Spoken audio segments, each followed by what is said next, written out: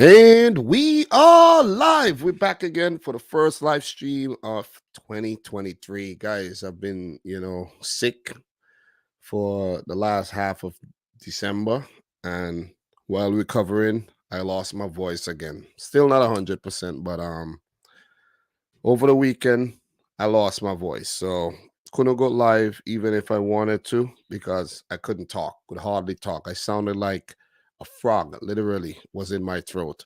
So we're back on this lovely, I should say, winter Tuesday, where it actually feels like summer, guys. Definitely. Or let's say spring because it's been very warm. Definitely. So big up the matchstick in the house. Guys, we're gonna run through Premier League. We're going to check out the French League, La Liga. Italian League's coming up this weekend. So we'll take a look at some of the fixtures that's going to be coming up. I think there's Copa del Rey. There's FA Cup coming up as well. There's the lower leagues, the Championship, the League One, League Two. We're going to take a look at some of those. We're going to take a look at some transfers as well. Big up to Fox Williams in the house. We are definitely going to catch up to some things because I'm a bit behind. I didn't actually review the games from the last match day yet, but I did do a few videos touching on some of those matches. You know, the City game, Everton. I spoke a bit about the last game when Liverpool won against Leicester, but I didn't talk about the game yesterday. I'll do that today. So brace yourselves, man. We got a lot to talk about in today's live stream for sure. So, guys, first one in 2023. I promised some things in 2022, like a lot of watch alongs. Wasn't able to pull that off because I got a bit discouraged doing the watch alongs because everyone's been doing watch alongs. So I was like, you know what, man? Forget about these, man. Forget about these. The competition is a bit too much for those watch alongs, man. So didn't do those. But we're definitely gonna have a lot of live streams in 2023, just like we did last year. So, guys, let's start things. Let's warm up, and we're gonna look at the lower leagues and come up and go over to the French League, the La Liga, and we're gonna check out a lot of news, man. So let's take a look at League Two, guys, and just run through the scores. We do have some scores to follow up on. I think from last week because when was the last time I actually went live? I think let me see. I went live on December 29th. So yeah, these are the last games that I covered. I didn't touch on these last two matches. So we're gonna start from here. Make this a little bigger. We're gonna start from that Stevenage 3, Crawley Town 1, Newport County 0, Leyton Orient 0. And then we're gonna run through match day 25. 46, and then we just check the table, and then we move on to the next league, which will be League One. So, just to catch up and, make sure we stay in tune with what's going on below the Premier League. So when there's a player that gets transferred, and when there's a team that gets promoted, we've already been talking a lot about the team. You see what I mean? So it won't be like a surprise. You know what I mean? So Crew Alexandra 1, Tranmere 0. I don't know why I'm playing with this thing in my hand. Grimsby Town 1, Stockport 0. Stockport, they've been on good form, but picked up a loss there. Colchester 1, Swindon Town 0. A lot of close games. Sutton United 2, AFC Wimbledon 1. Walsall 2, Mansfield Town 1. A 3-3 draw between Hartlepool and Harrogate. Let's see if we had a hat trick in this game or something. All right, no hat trick. Just, individual goal scorers there. We move Doncaster 2, Carlisle 1, Bradford City 3, Salford City 2. Let's take a look at this one. All right, we had a brace there by Connor McAleny from Salford City, and Bradford held out for the win. So we continue. Newport 2, Crawley Town 2, Northampton Town 1, Leyton Orient 0. There's a red card in that game. Stevenage 1, Gillingham 0, and Borough and Rochdale played to a 0-0 draw. So the next set of matches will be January 7th. And guys, that's actually my birthday. So don't forget to wish me a happy birthday. I might put out a post so you guys could do it. So these are the standings for League 2 after 24 matches played. Leyton Orient, they're on top of the league, but they're losing a bit of steam there, as you guys could see.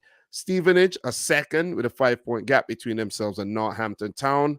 There's Carlisle fourth, Bradford City fifth, Swindon Town sixth. These are the teams that top off the top six there. And see the rest of the league. Well, you could show Mansfield Town and Doncaster in there because it's really close, man. It's really close because look at the gap between seventh, well, let's say eighth with 37 points, and we go down all the way to 15th with 33 points. So pretty close league, these lower leagues. But down towards the bottom, Gillingham is struggling, Rochdale is struggling, Hartlepool, these teams are in jeopardy of getting relegated down to the National League there. So let's keep an eye on that situation. So, guys, we move, man. You see, we're just warming up. We're not going to spend super long on the lower leagues, and we're going to go into League One and climb up the pyramid all the way up to the Premier League. Big up to AD, Brawlberry, BLE in the house. How are you doing? Mr. Box in the house, Fox Williams, everybody who tuned in, guys, make sure you smash the thumbs up button. For those of you guys who's done it already, thank you very much. We have a lot to talk about, man. We got to talk about Chelsea and Liverpool and their problems right now. Spurs, Everton. Talk about how good Manchester United have been playing, Newcastle United, Arsenal, Man City, and more. We're going to talk La Liga, title race over there. I watched a few La Liga games, the last match there as well. I feel proud of myself. And we got a lot of transfers to touch on. So, League One. Let's go. So last time I was live, the 29th. So, of course, there was two matches I didn't talk about. Lincoln 1, Bolton 1. Derby 1, Cambridge 0. Morecambe 5, Burton 0. Let's take a look at this. So Kieran Phillips with a brace, Jensen Ware, and Caleb Watts with a brace as well. Wow, what a beatdown. Morecambe over Burton. Charlton 3, Portsmouth 1. Let's see what we got here. I'm just looking for hat tricks, guys. You know what I'm saying? Sorry. But Portville 3, Forest Green Rovers 1. You got 3 individual scorers there. You got Fleetwood 3, Shrewsbury 0. I don't know why I'm looking for hat tricks right now. I guess there's not many hat tricks in the lower leagues, right? So Plymouth Argyle 3, MK Dons 1 there. You can see Fleetwood 3, Shrewsbury 0. Bristol Rovers 2, Cheltenham 1. Oxford 0, Exeter City 1. Peterborough 0, Wickham 3. Wow, it's a big win for Wickham Wanderers. Derby County 4, Accrington Stanley 0. Derby with a red card. Let's see. No hat tricks, but still, see 4 goals. A lot of goals. David McGoldrick, Conor Horahan. They got a decent team there. Sheffield Wednesday 5. Wow. Guys, we got a hat trick. Josh Windus with the hat trick, 7th, 70th, and 79th minute hat trick there. Give it up to Josh Windus. Sheffield Wednesday. Lincoln 1, Ipswich 1, Barnsley 0, Bolton 3. Big win for Bolton Wanderers there. And they continued to see if they could march up into the higher leagues. So the next match day, January 7th, as I mentioned, take a look at the table. Plymouth Argyle on top, 56 points, looking to get promoted to the championship. Sheffield Wednesday a second. Ipswich third with 50 points, and a big gap between them and Derby County. Bolton are creeping up. Barnsley are doing well. Wickham as well.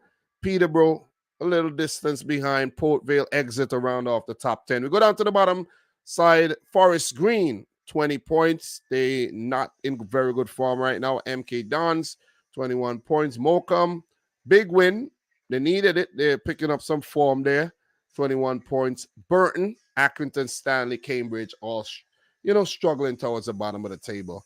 Big up to everybody in the stream. Appreciate you guys tuning into yet another one. And guys, my laptop speakers still sound like they got roaches in there, man. I don't know what happened, man. The laptop is falling apart. I don't know if you could hear it, but it just sounds really, really bad on my end. You're probably barely hearing the little music in the background. Anyways, so let's go into the championship, guys. Let's go. Take a look at the championship. Right. Championship. And let me see if there's any fixtures I didn't touch on. All right. There's quite a few I didn't talk about.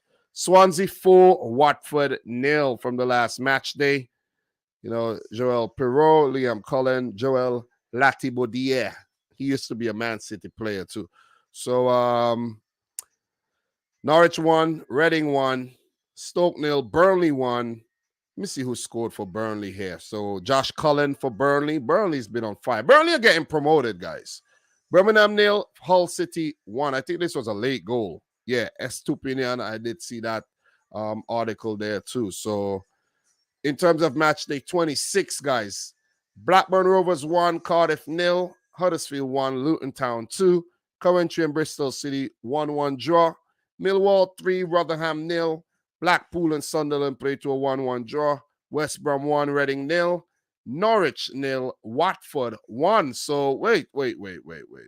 Yeah, they just played to a 1-1 draw there, and we get in the other set of matches, it seems, right? You see what I'm talking about? So you see these teams playing to a draw there and then a 1-0 win for Watford.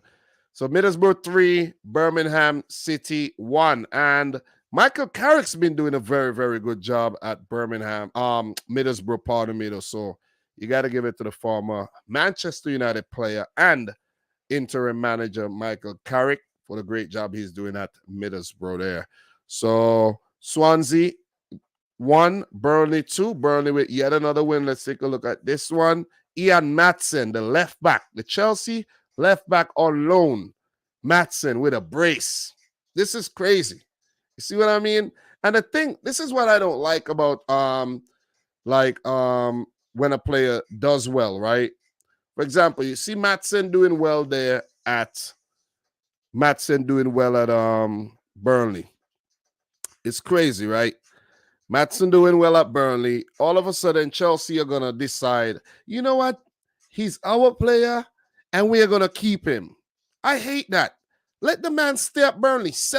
Negotiate something with Burnley, because I'm pretty sure Burnley would want to keep the player.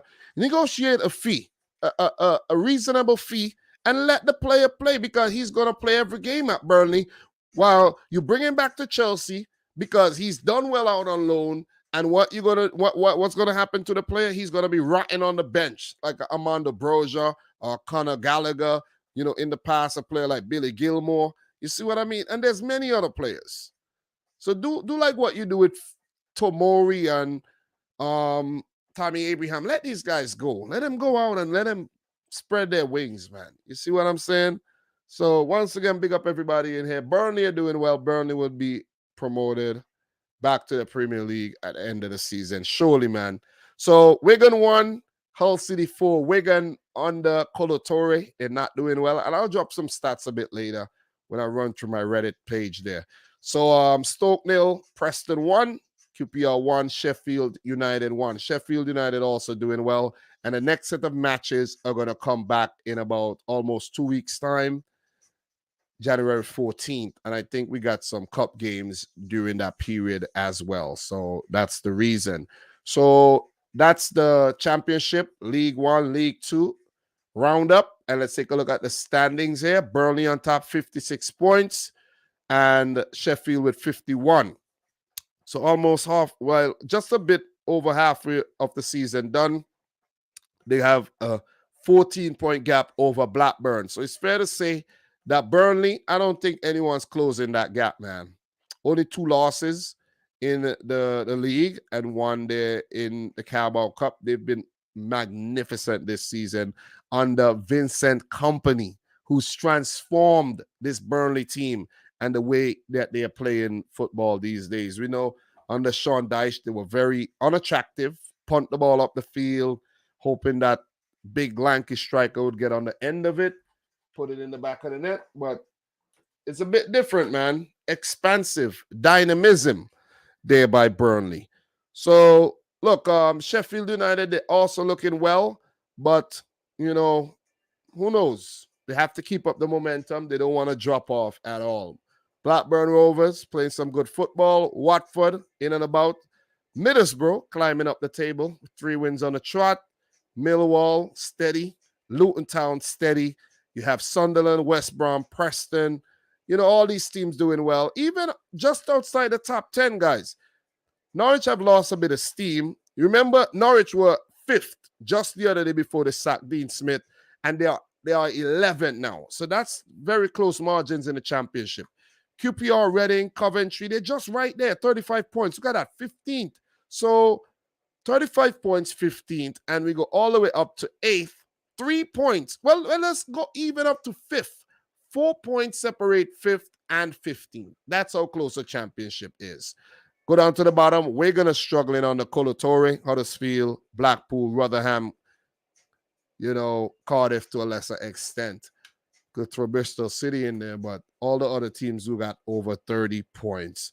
So just the stats really quick. Chuba Akpom, he's on absolute fire these days for Middlesbrough. He's been scoring a lot, and he is now on top of the goal-scoring charts. Surpassing Victor Gyökeres. Oscar Estupinian also climbing up the ladder. 11 goals. Carlton Morris of Luton with 10, and Zion Fleming Millwall with 10 as well. Iliman Ndiaye remains the league's most creative player, along with Middlesbrough's Ryan Giles. So that's how the championship looks right now. And I'm pretty sure I have a couple more articles that I'm going to touch on that pertains with the championship. If we click news, let's see if we get anything here that we may have missed. Let me see.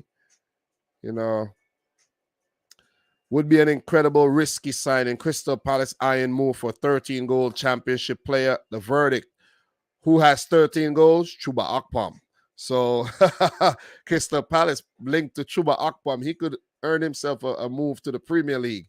I don't think they should actually sign Chuba Akpom because they do have the likes of Edson Odward and Mateta. I don't see the reason to sign another player unless you're getting rid of one or two of those guys. So, let's see. Aaron Connolly set for championship return with loan move to Hull.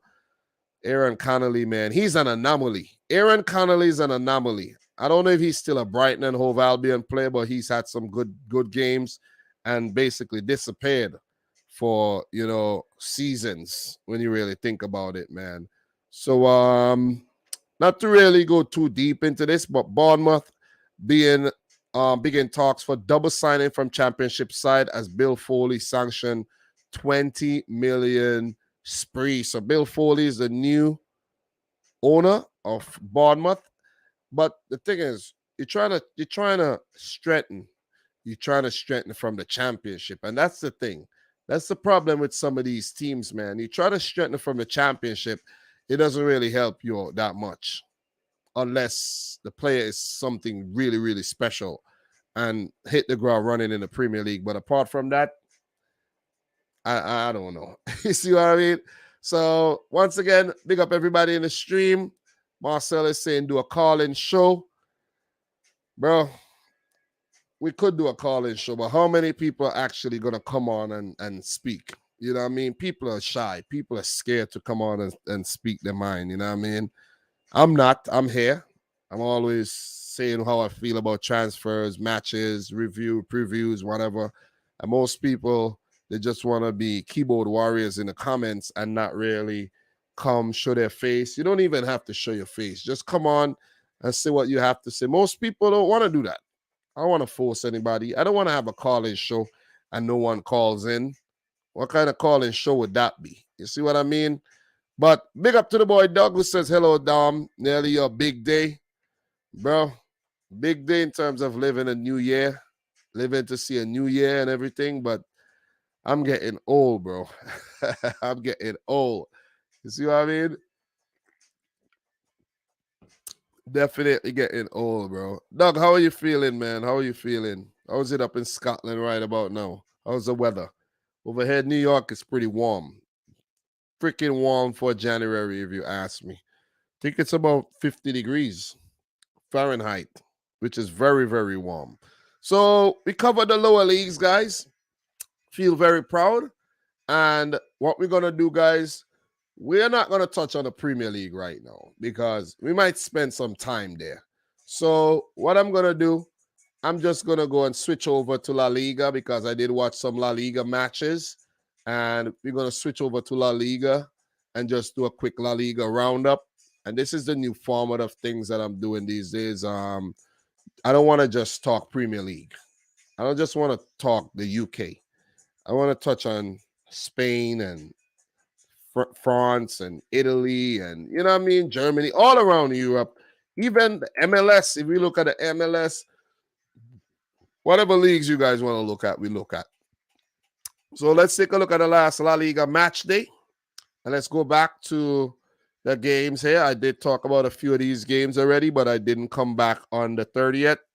But I did watch a few matches, though. And I am very proud of myself. Very, very proud. I watched the Atletico Madrid Elche. That game was kind of boring, but it did heat up. I did watch the game between Valladolid and Real Madrid as well.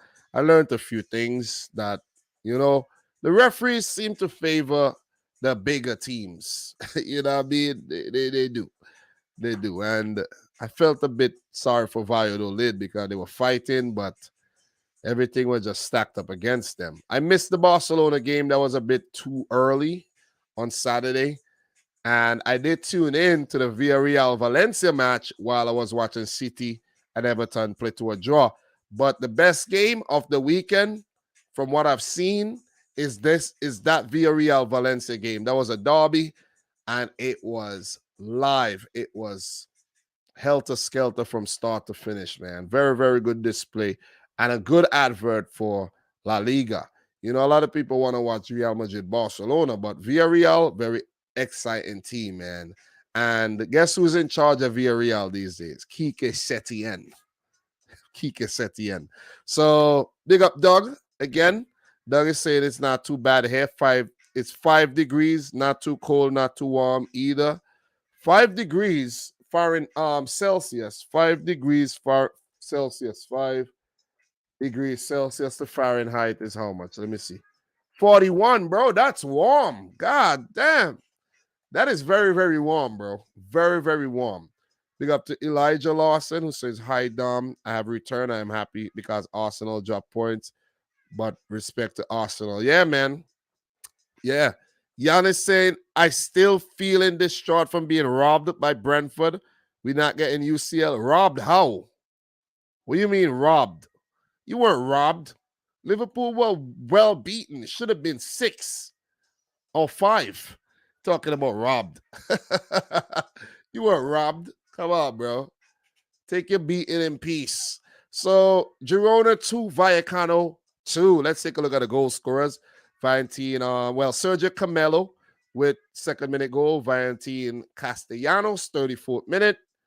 Issy Palazon, 62nd. And Samuel Saiz, 75th minute. So, 2-2 draw. Just looking at the scores when we know we're going to check the table. 0-0 draw between Betis and Athletic Club Bilbao. So, point apiece. Real Madrid, Atletico Madrid 2, Elche 0. Check the scores. João Felix in the 56th. That was a good goal. And Morata in the 74th. Hermoso got sent off. And 2 players from Elche got sent off. Gonzalo Verdu and Domingo Squinia. Both got sent off. So 3 red cards in this match. Pardon me. I don't know why I said yellow. So big 3 points for Atletico Madrid, who's looking to play a bit more attacking going forward. Getafe 2, Mallorca 0. Boya Mayoral, former Real Madrid striker, with a brace, 51st and 78th minute. So we move on. Celta Vigo 1, Sevilla 1. Gabri Viega, 33rd. Quique Salas, 54th. And Jose Carmona got sent off in the 86th. So head up to Sampoli. Try to pull things back there at Sevilla. Let's scroll down. You know, you see the managers. See? Have Jorge Sampoli. And of course, Carlos Carvajal is in charge of Celta Vigo these days. We got to do a managerial rundown of La Liga to get up to date with those managers too. So Cadiz 1, Almeria 1. You got Gonzalo Melero in the 40th minute and Lucas Perez in the 83rd minute. This Lucas Perez situation is a very interesting one. I do have an article to touch on. I don't know if I'll get to it eventually, but Lucas Perez actually paid half his transfer fee to go back to Cadiz, I think. No, from Cadiz, pardon me. He's going to pay half his transfer fee to move from Cadiz to Deportivo La Coruña, who are in the third tier of Spanish football.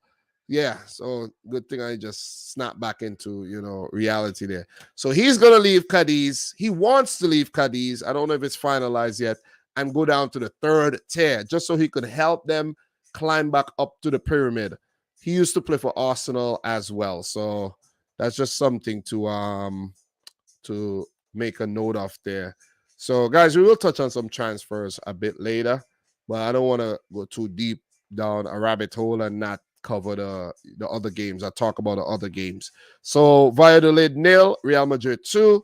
In this game, Karim Benzema with a brace. They left it for late. Sergio Leon in the 82nd minute. A suspect penalty, if you ask me, in the 83rd. These La Liga refs are not playing, man. They get penalties for every fucking thing.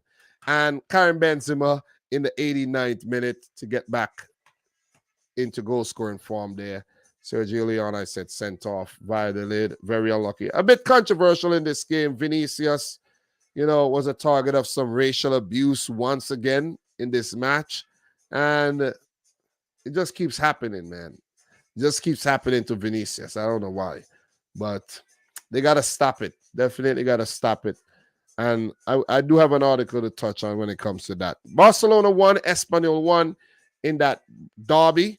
Marcos Alonso in the 7th minute. Jose Lu 73rd, but Jordi Alba sent off in the 78th, and Vinicius Souza in the 80th.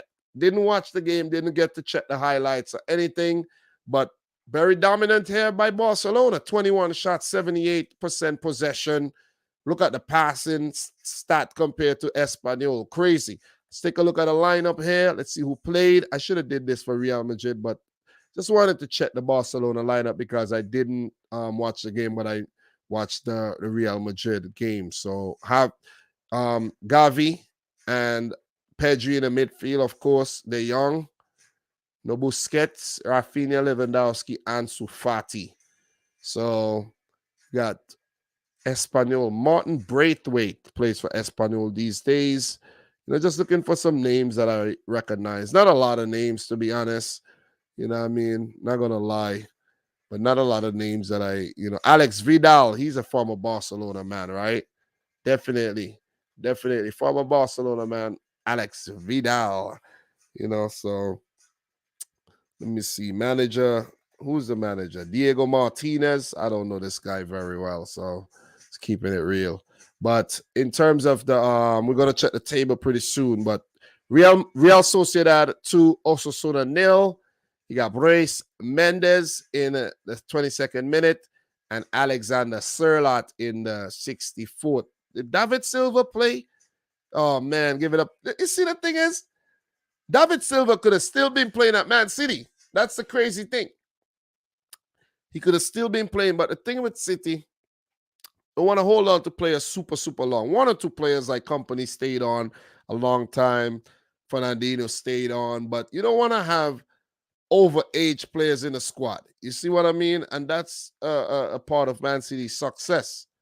David Silva could have still been playing for City. He's still playing at very, very high levels, so it's still nice to see him over there at Real Sociedad doing his thing.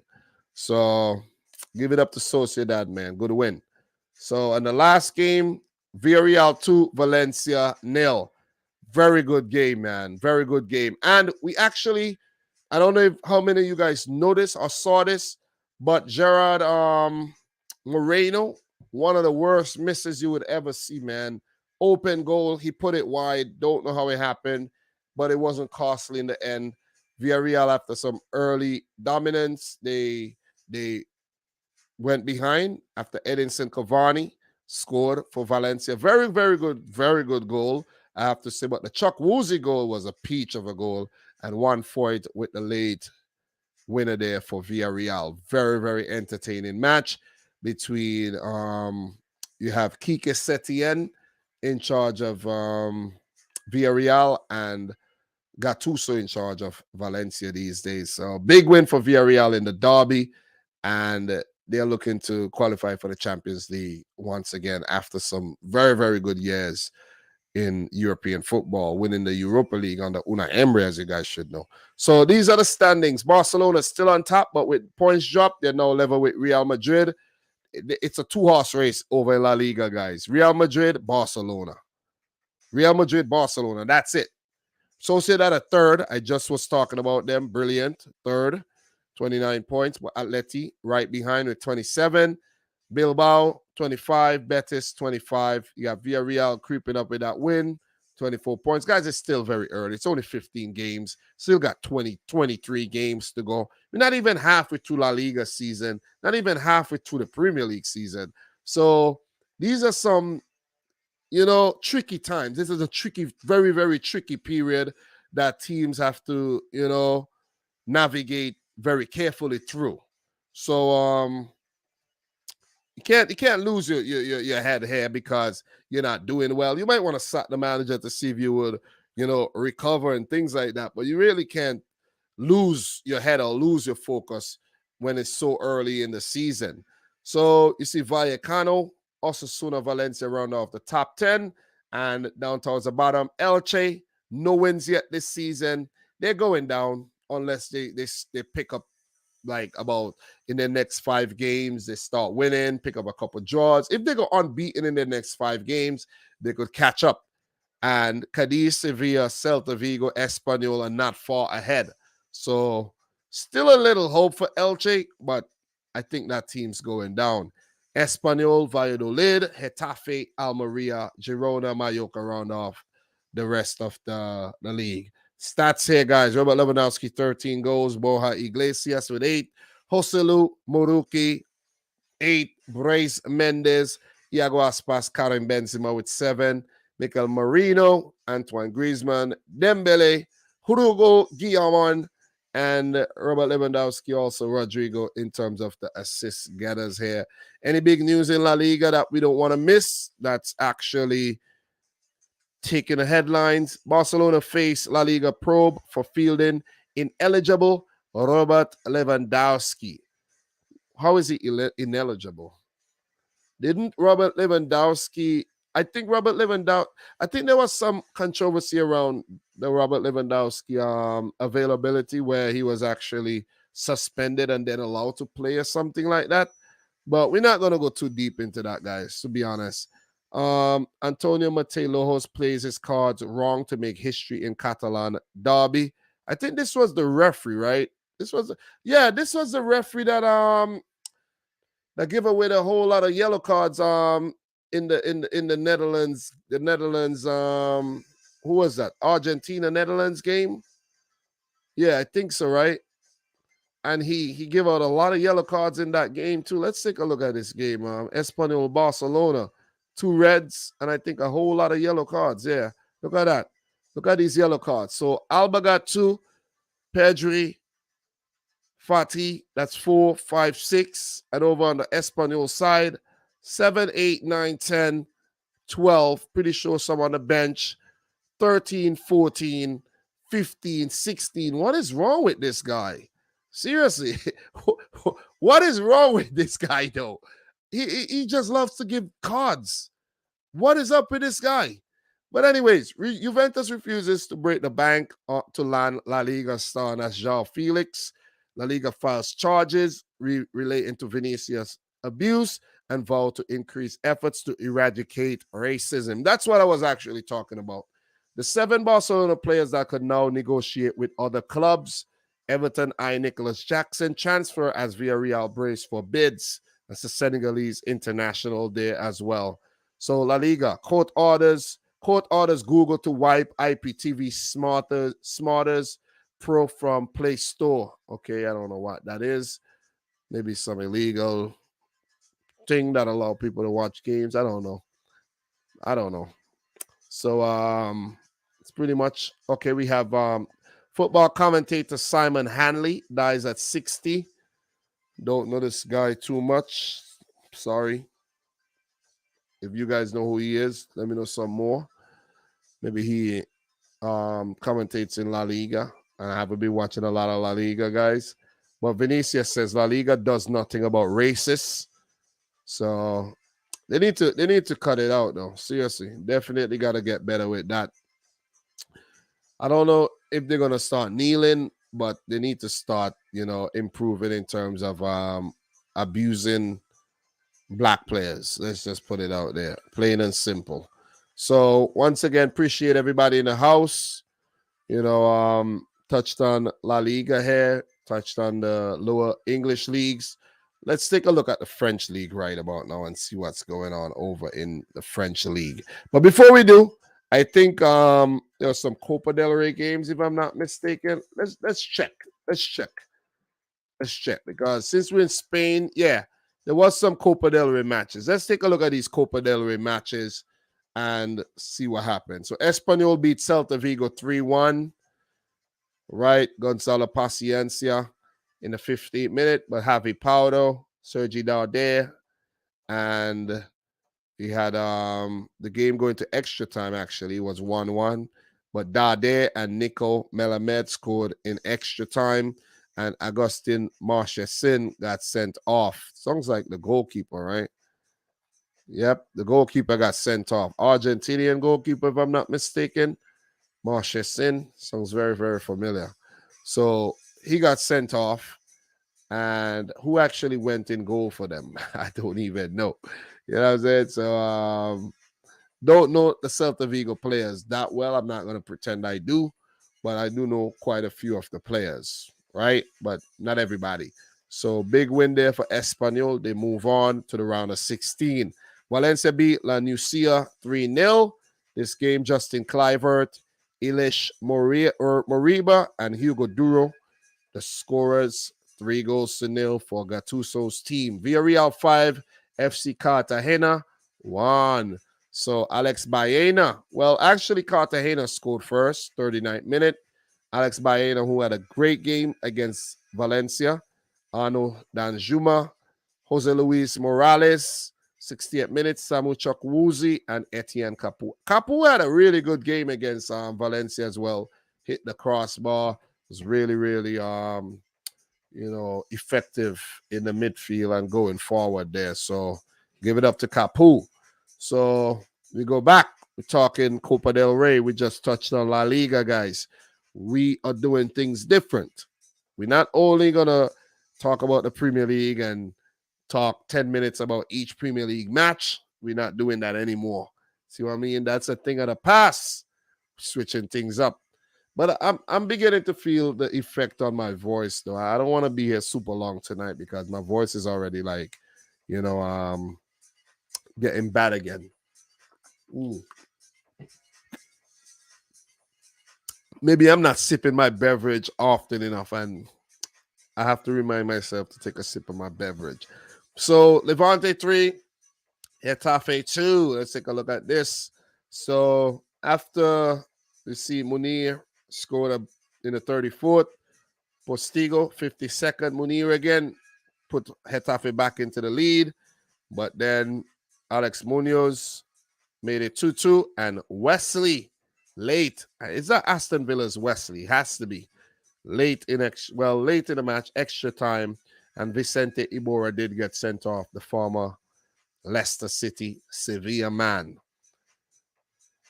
The red card there. So Getafe knocked out, Levante on to the round of 16, and in the Segunda Division. So give it up to Levante. So 80, Ceuta 1, Elche 0. Elche can't even win in the Copa del Rey against a lower league team. Where does this team play? 80, Cueta. I don't even know. We're not even going to go into it. But a player by the name of Rodri scored in the 44th minute. Ezequiel Ponce, Argentinian striker, sent off in the 61st minute. So Ceuta. Let me see who's in charge of this team here. Ceuta. Jose Juan Romero. Don't know this guy. Probably a genius, but I won't know. Don't know the guy at all. But this team, 80 Ceuta, let's find out where they play. Seems like Segunda Division. Definitely seems like a Segunda team. So you see they play in, Primera Division. I don't even know what division is that, to be honest. Let's find out, though. Let's find out.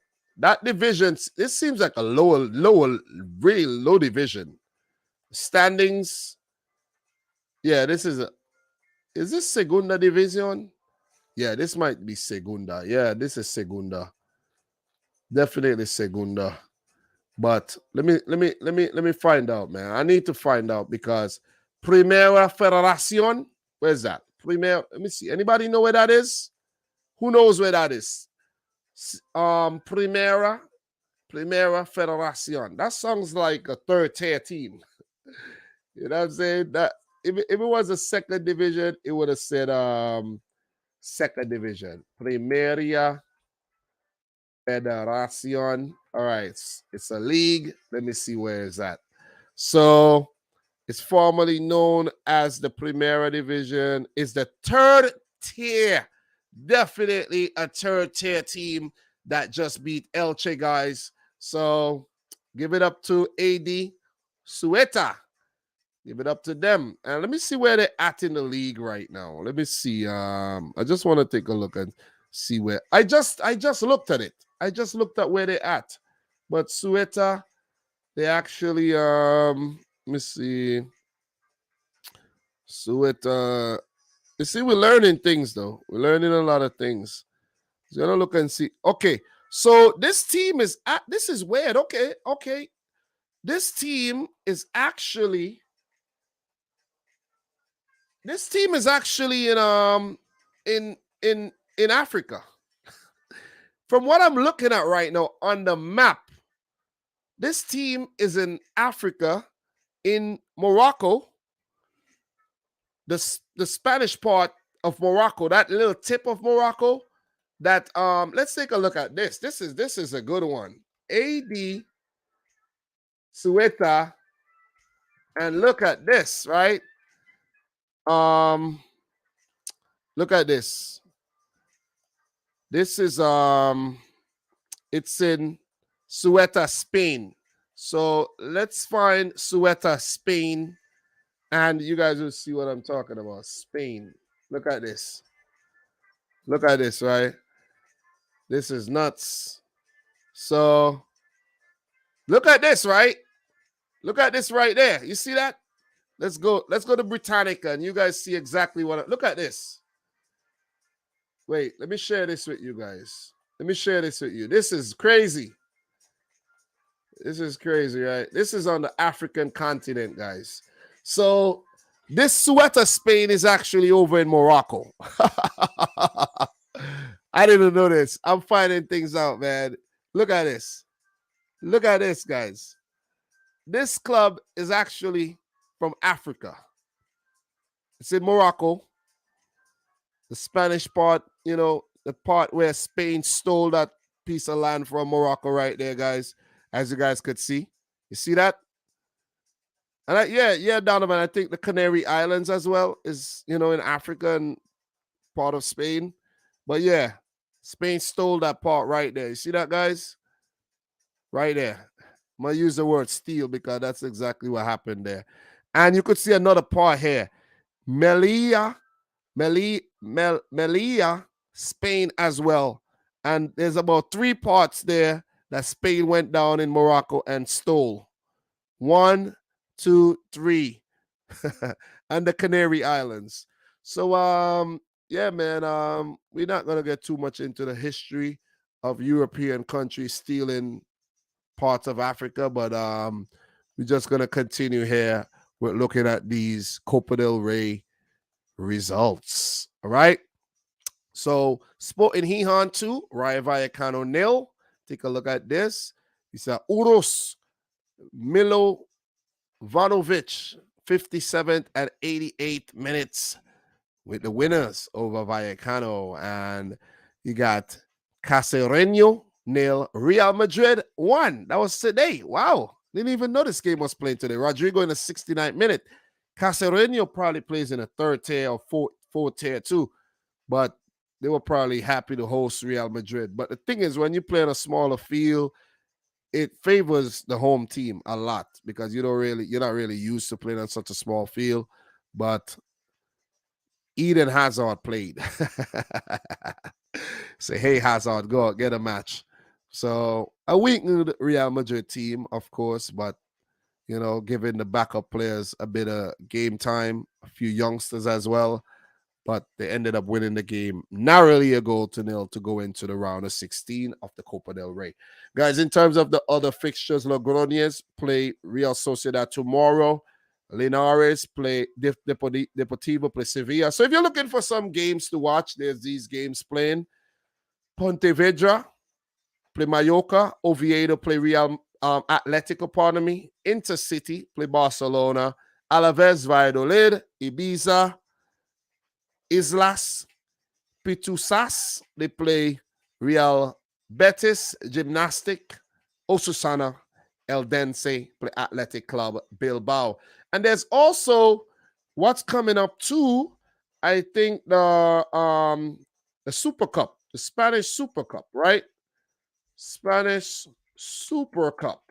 It's coming up. That'll be played in Saudi Arabia.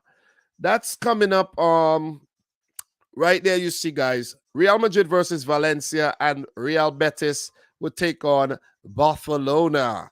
And that's in Saudi Arabia. Take Jeddah, Saudi Arabia, and then the final January 15th. So that's next week. Some interesting games, there where La Liga actually sold out to the Saudi Arabians and moved the competition over to the Middle Eastern country. And an expanded version of the competition as well, where you would have seen last season's champions play the cup champions, right? I think Betis won the cup, if I'm not mistaken. I don't know. But Real Madrid for sure won La Liga. So that's a quick roundup of what's going on over there in Spain. And, just doing my thing, man. So Donovan, big up to Donovan. Since you're in here, bro, what we're going to do briefly, you asked me to check out the second division of German football the last time. Let's go over to the Bundesliga. And let's check out Bundesliga 2. So Bundesliga 2, might be some interesting things going on over there. So let's check out the website and let's eat the cookies, all that good stuff. And let's see what's going on there. So the table. Let's check the table. Just want to check the table. Darmstadt leading the charge halfway through the season with 36 points. Hamburg second with 34. Heidenheim with 33. Kaiserslautern 29. Hanover 28 points. Paderborn with 26. Fortuna Düsseldorf 26. Holstein Kiel with 25. A gap there between themselves and Hansa Rostock, 21 points. Goethe Furt with 20. Nuremberg with 19. Jan Regensburg with 19. Karlsruhe 18. Eintracht Braunschweig with 18. St. Pauli not doing well this season with 17. The relegation playoff. Oh, Donovan, is this why Arminia Bielefeld, they are in the relegation playoff zone? 17 points. Magdeburg with 17 and Sandhausen with 16. That's what's going on in the Bundesliga 2. Stats. Let's see if we could check some player stats who've been scoring the goals. Robert Gratzel for Hamburg, 11 goals. Steven Skaberski, 10 goals. Tim Kleindienst with 9. Tobias Kempe with 8 assists. Jan Niklas Beste with 6. And Masawa Ugogawa with 6. So that's what it looks like, man. Big up to Donovan if you're still in here. Appreciate you definitely tuning into today's live stream. Guys, smash up the thumbs up button if you're yet to do so. The season is the season's intensifying.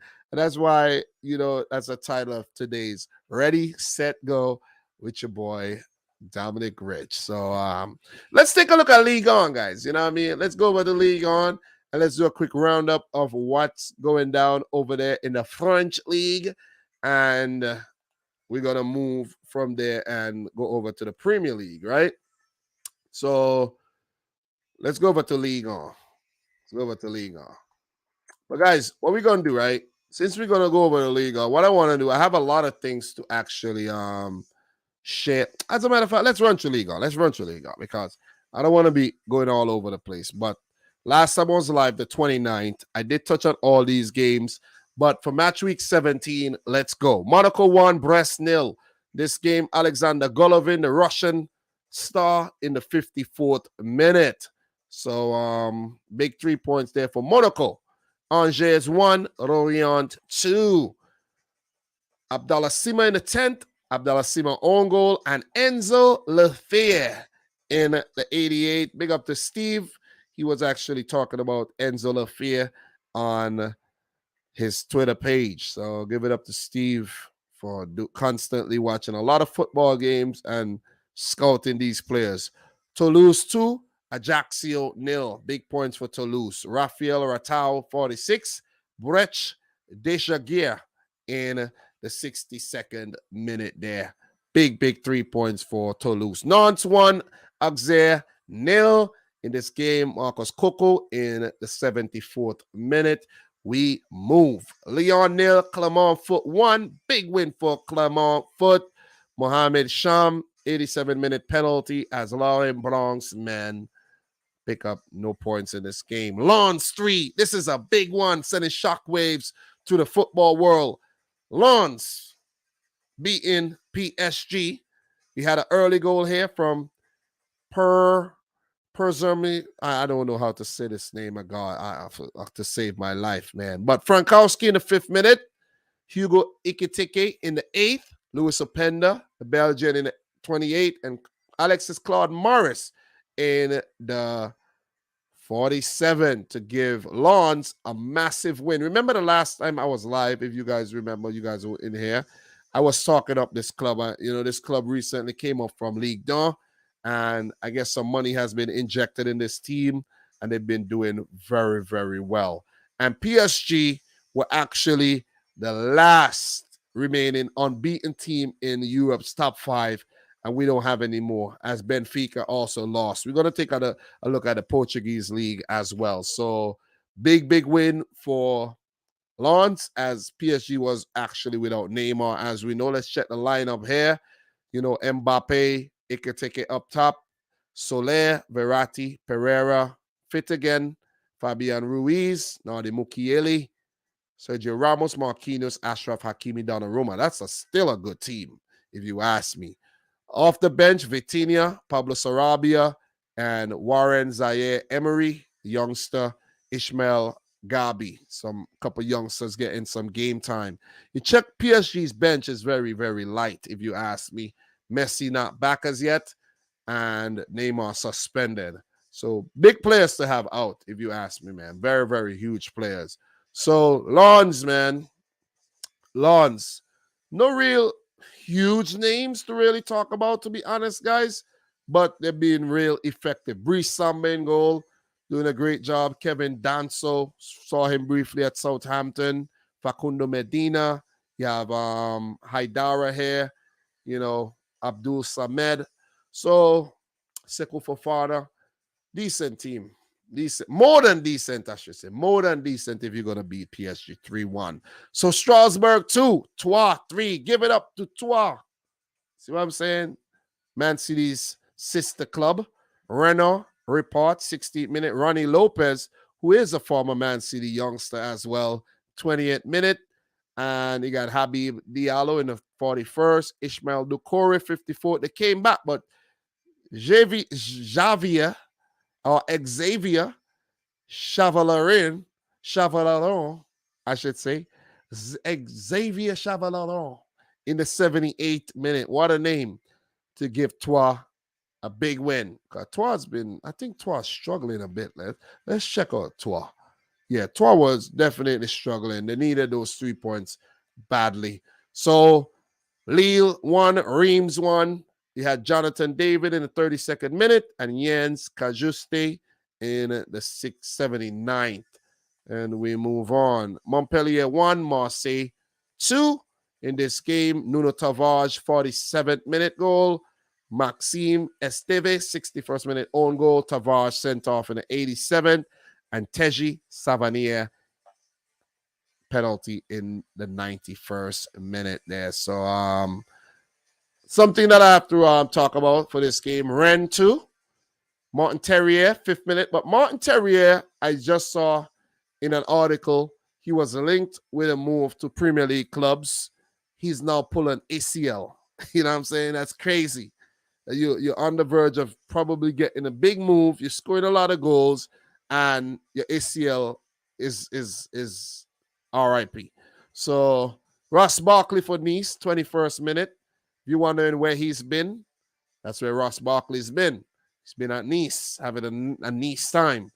Benjamin Bourrego in the 89th minute with the winner for Rennes, who's been very, very good this season. They lost their last match, but that was their first loss since August. So give it up to Stade Rennais.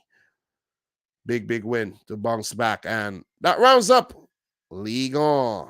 And guys, next game's coming up Wednesday, January 11th. So there might be some French League Cup action going on. We're going to take a look and see if we have any of that this week. But this is what the standing looks like.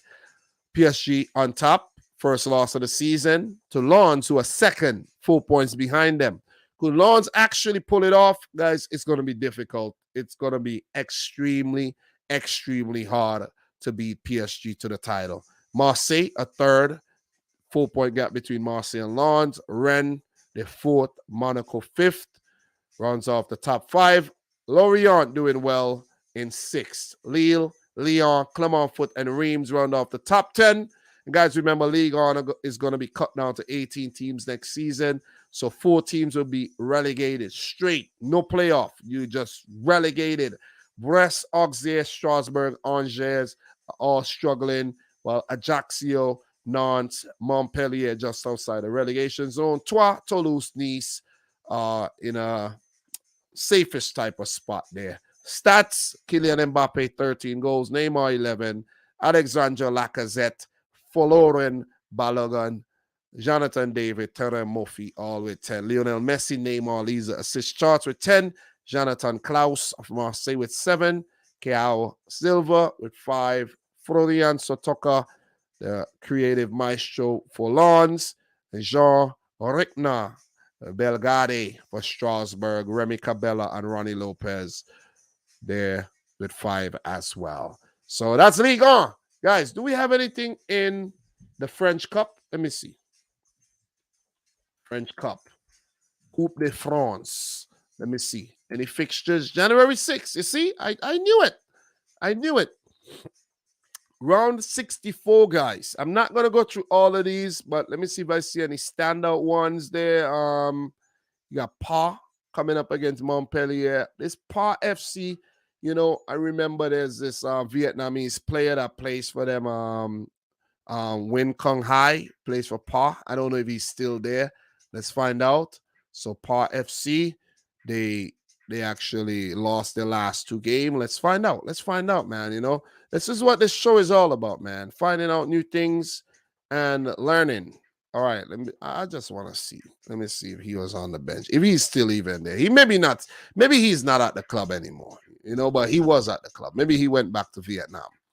But he's not. Let me do a quick let me do a quick research here. When Quang Hai. Let me see where he's at these days. So when Kung Hai, he's still at the club, but he's participating in the freaking Southeast Asian tournament that's going on right now. Like, how didn't I remember that? You see what I'm saying? Come on, Dom. But I haven't been talking about that tournament, but I want to actually touch on that today because that's some international football going on, but a bit lower tier that most people don't really care about. But I've been looking at some of the scores here and there, though. So it's a good thing I looked at that, and that reminded me of the freaking Southeast Asian Championship that's going down. So just want to see if I see any big one. Châteauroux is coming up against PSG. Strasbourg, Angers.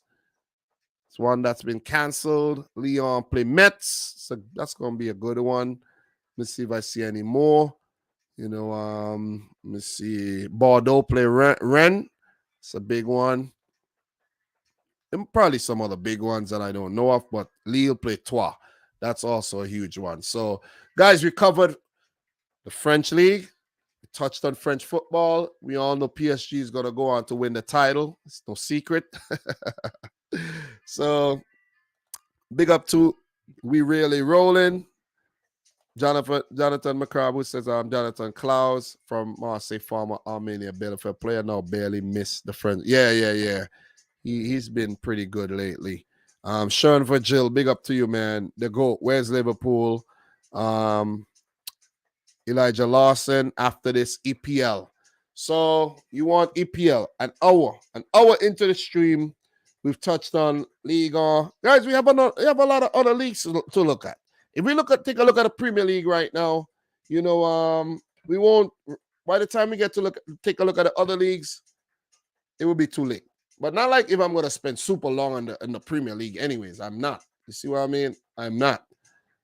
I'm not planning to stay super long. There's a lot of articles that I want to touch on, but let's actually take a look at what's going on over in Portugal. You see what I'm saying? So Portuguese league, real quick, a quick roundup. What's going down? Let's take a look at the last match day there when Benfica lost. I have to catch when Benfica lost. Yeah, it's the last match day. We have Maritimo, Portimonense, Casa Pisa 2-1. Porto beat Aruca 5-1. Let's take a look at this one. Mediterranean with a hat-trick. Mediterranean did pretty good last year. He scored a lot of goals, so give it up to Mediterranean. Gil Vicente 1, Santa Clara 0. Sporting 3, Pacos Ferreira 0. Family Sao 2.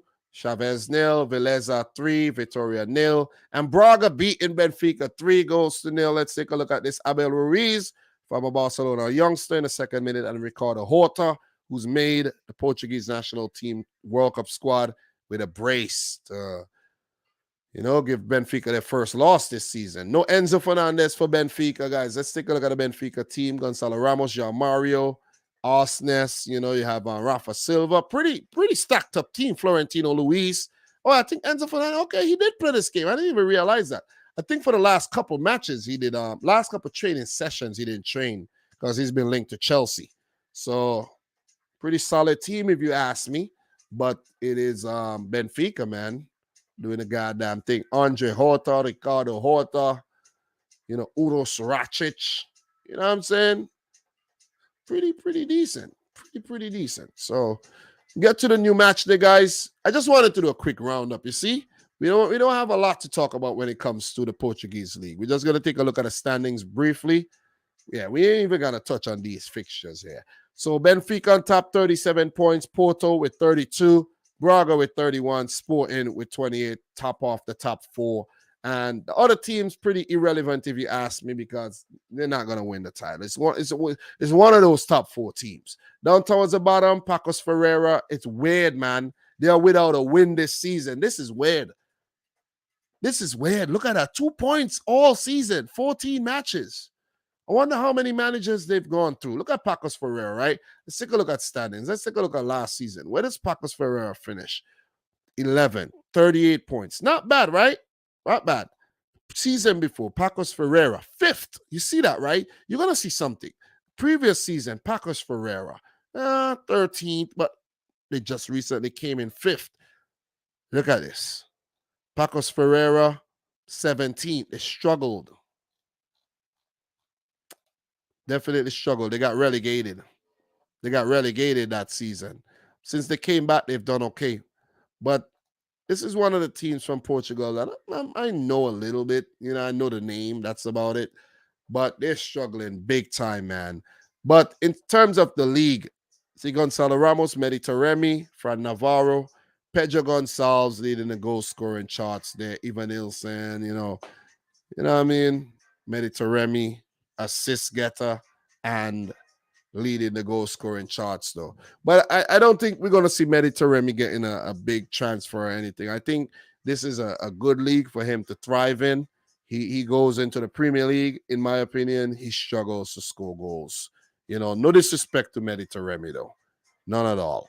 So guys, we're just running around the leagues, getting up to date with what's going on. And I know you guys want to talk about the Premier League. So let's talk about the Premier League. Let's go. Let's do Premier League. Let's go into the Premier League right now after an hour looking at the other leagues. But I didn't want to just talk about the Premier League and then after I touch on the Premier League, the interest for the other leagues would have dissipated. You see what I'm saying? So might as well do what I need to do. Take a look at the other leagues, and then we get to the league that I watch, the most, which is the Premier League. But as I mentioned before, I want to get into the habit of watching some of the other leagues. I've been tuned into some championship games briefly.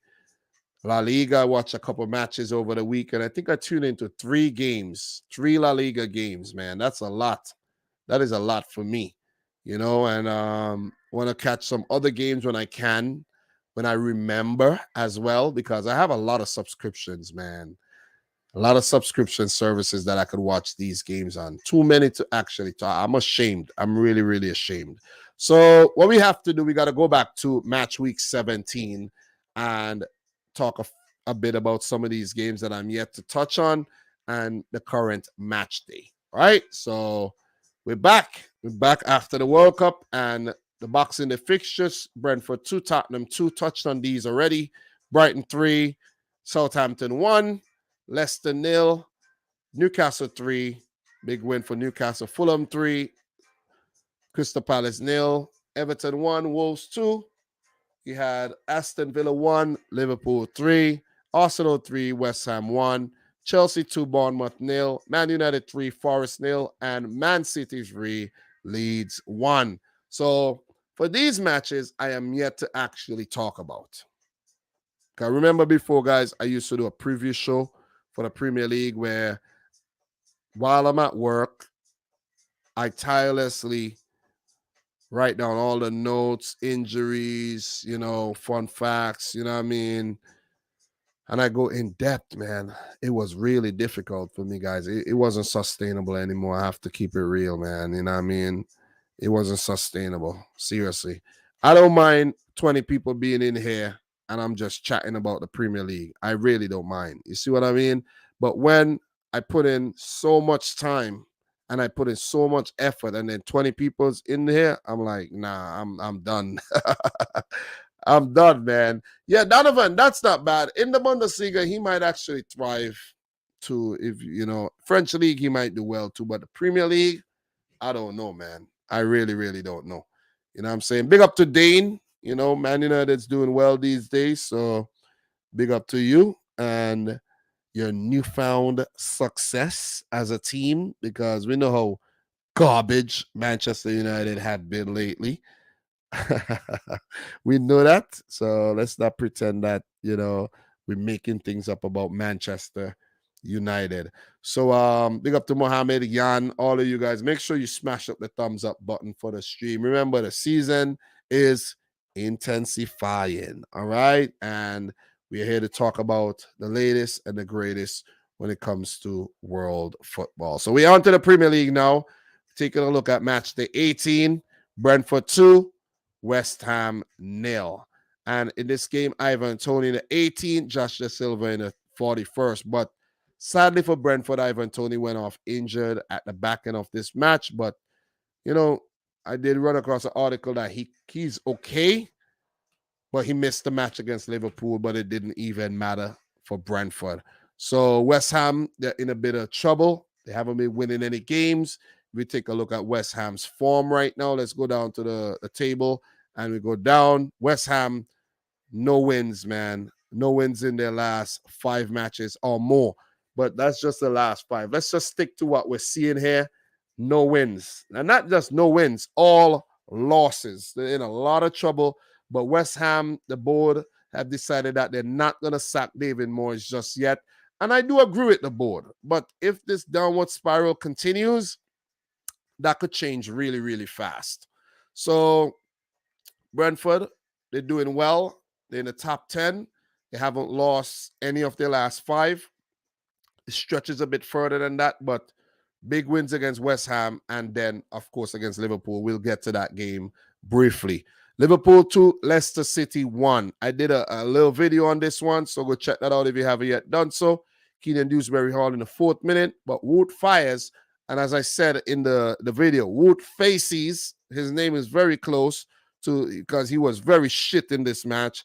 And 2 own goals to literally gift Liverpool the win. Because not like if Liverpool were that great in this match. They weren't. I think they got very, very lucky. But, Liverpool fans will come out and say, yeah, you make your own luck, but you were lucky to get the 3 points. But you do make your own luck, though, and you were dangerous in some scenarios. But Darwin Núñez, of course, missed a lot of chances. Salah as well, 21 shots, 5 on target, 57%, and 2 own goals. Liverpool didn't score any goals on the day. It was all Leicester City responsible for their own demise. So, big win nevertheless. Big 3 points, but Leicester, after the World Cup break there, not doing too well. You see 2-1 loss there to Liverpool. What's the other scoreline there? 3-0 loss to Newcastle. And we have another one to talk about. We're going to get to that one pretty soon. So, Man United 1, Wolverhampton Wanderers 0. Marcus Rashford didn't start the game.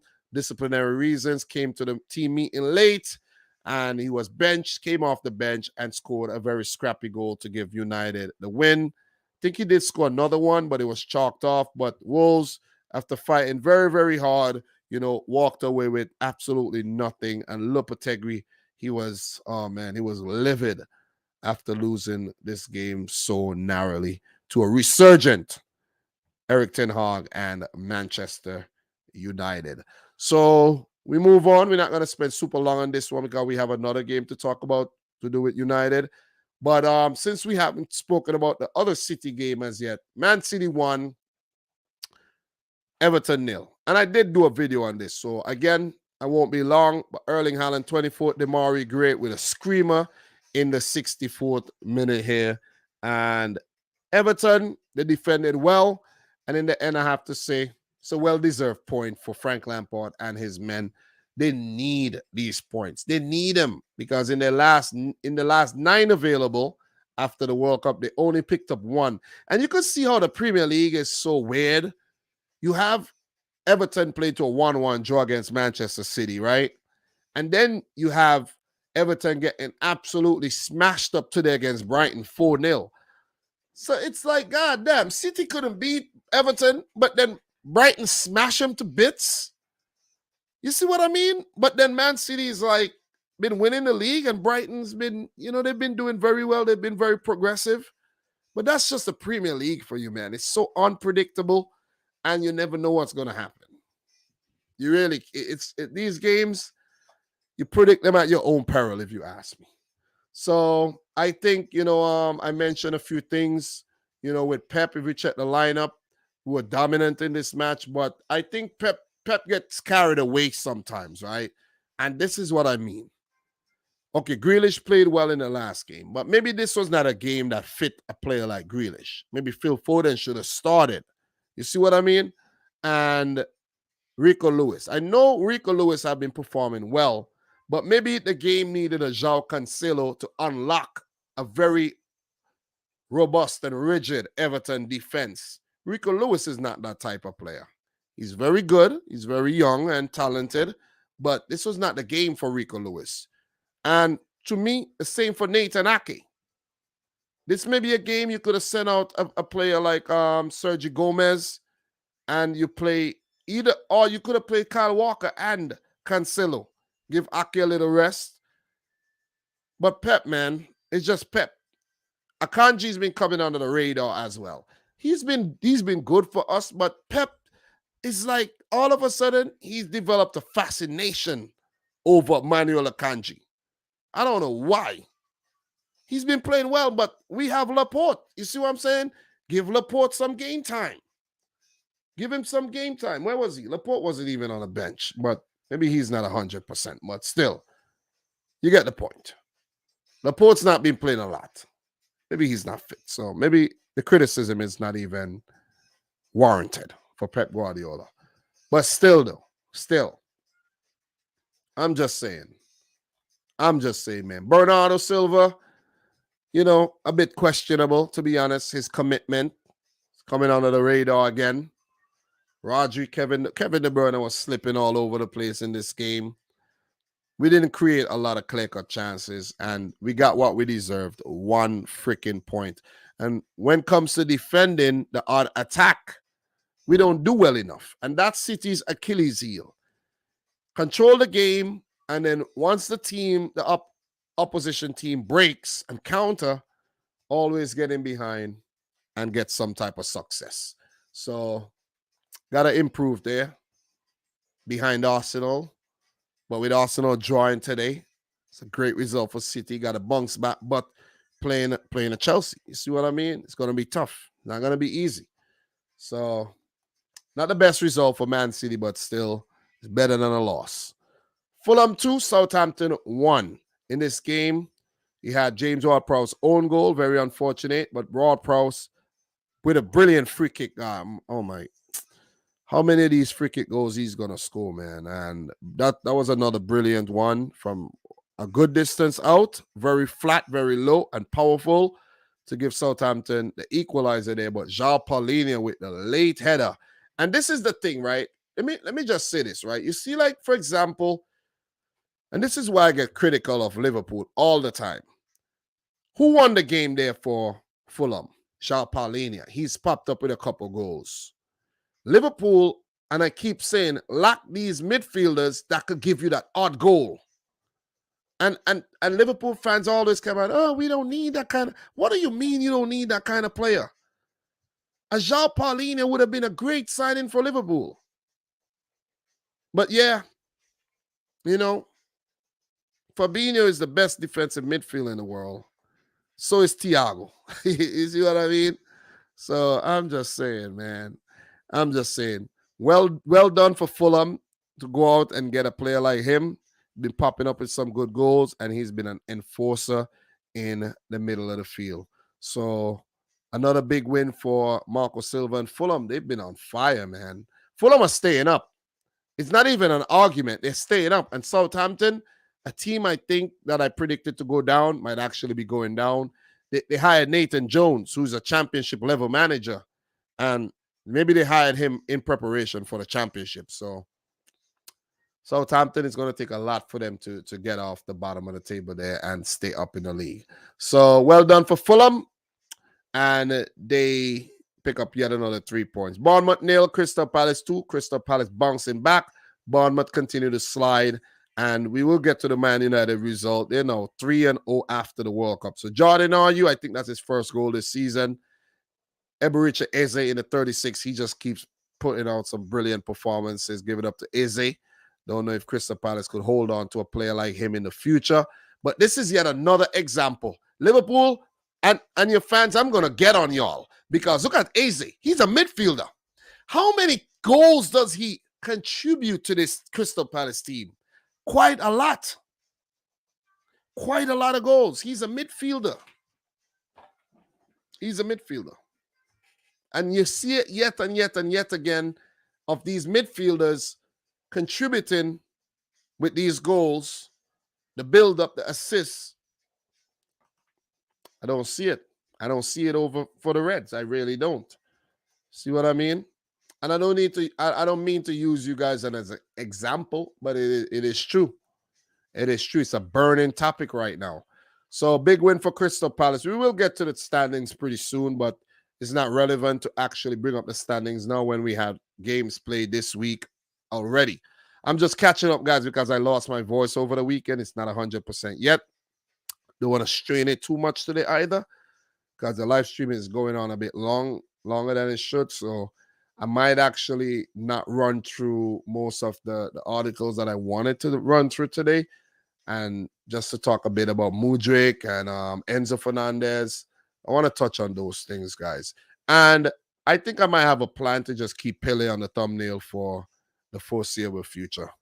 You know, just as a token of respect and appreciation for the late great Pele. But I want to actually talk about how Mudryk could improve Arsenal. You know, how Enzo Fernandez could help Chelsea. Jurgen Klopp, you know what I mean? and all these fun topics that we got to touch on. So let's go. Let's continue. Newcastle nil, Leeds United nil. I didn't actually watch the highlights for this one, but I watched the highlights for most of the other matches, but didn't watch the highlights for this one. But this is a great point for Leeds United, and another good result for Newcastle, because they've been the team that have not. They've probably been behind Arsenal, the best team in the league. And I said behind Arsenal over Man City because for Man City, you expect these things of Man City to be on top. And for Newcastle to be in third right there, and they have not lost in about 13 matches, it's ridiculous. So Eddie Howe, Jason Tyndall, these guys have done a great job. And in the last couple of games, the last 3 games after the World Cup, clean sheets, all clean sheets. You see what I mean? So they do have the best defense in the league, if I'm not mistaken, with only 11 goals conceded. This is nuts. This is absolutely nuts what Newcastle are doing right now. They have played 2 games more than City and a game played more than Arsenal, but to be third after 18 games, that is unreal. Unreal. Well, this is the new Newcastle after the money, the oil money from Saudi Arabia was actually injected. So let's not forget that. Let's not, ignore that fact, because when it comes to Man City, that was actually mentioned. That's actually mentioned all the time. So give it up to Nelson Ayodele, who said, "Did you know that a sports athlete suffered a cardiac arrest yesterday?" Yes, yes, I was actually looking at this, and I think he received like a hard tackle or something. So pretty sad stuff though. Pretty sad stuff, but he's said to be in stable condition right now. That he's been stabilized and everything. He's in a hospital. I don't think he's breathing on his own yet, but he's okay for now. That's what I've read. So yeah. But big up to everybody in here. Make sure you guys smash up the thumbs up button for the stream. Do appreciate you guys joining me for yet another live stream. Just catching up to what's going on in world football as of late. You know what I mean? Guys, smash the thumbs up button. That's one way you could show your support as the season intensifies. All right, so let's go back to these games that we were talking about. And Brighton 2, Arsenal 4. I gotta tell you, man, this game was a hell of a game. This was a hell of a game. So we had Saka in the 2nd minute, Odegaard in the 39th, and Eddie Nketiah in the 47th. Arsenal 3-0 up, doing the goddamn business. Then we had Brighton roaring back with Mitoma in the 65th. How many times I've said good things about Mitoma, even before the World Cup, right? Why aren't Brighton playing this guy more often? He needs to play. He needs to play. Japan, he needs to play. He needs to play. And Karu Mitoma is a revelation for Brighton. He did well at Union Saint-Gilloise when he was there on loan.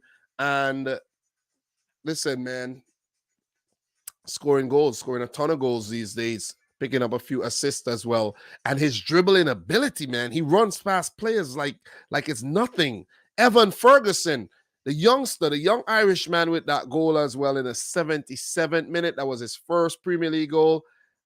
I don't know if he made a Premier League appearance before that, but Evan Ferguson is a new sensation for Brighton. He started the game today as well against Everton and scored again. So give it up to Evan Ferguson, going through a mini purple patch there. We will talk about him again when we get to that game that was played today. But with Brighton, trying to come back, Martinelli did score, but Brighton did score another goal through Mitoma, but it was given offside barely, because I think his heel was offside, man. So pretty rough stuff. Pretty rough stuff. Guys, I'm not getting into the nitty-gritty of little incidents that happen in games and things like that. There's too many games. There's too many incidents. I can't remember everything, all the little fights and all these things, man. You know what I mean? I really can't. But when I do run across an article worthy of talking about, I will touch on these things, man. And that's what you guys are in the chat for as well. So big up to Ilias. Appreciate you. Big up to Delta Scott, who said, "Bro, your favorite cricketer." Do I have a favorite cricketer right now? I really don't. I don't watch a lot of cricket these days. But I do follow cricket avidly. Check out the scores, check out player stats and stuff. I used to play cricket, man. You know what I mean? And just if you don't know, I actually played in an ICC under 19 World Cup in the past when I was 19 years old, of course.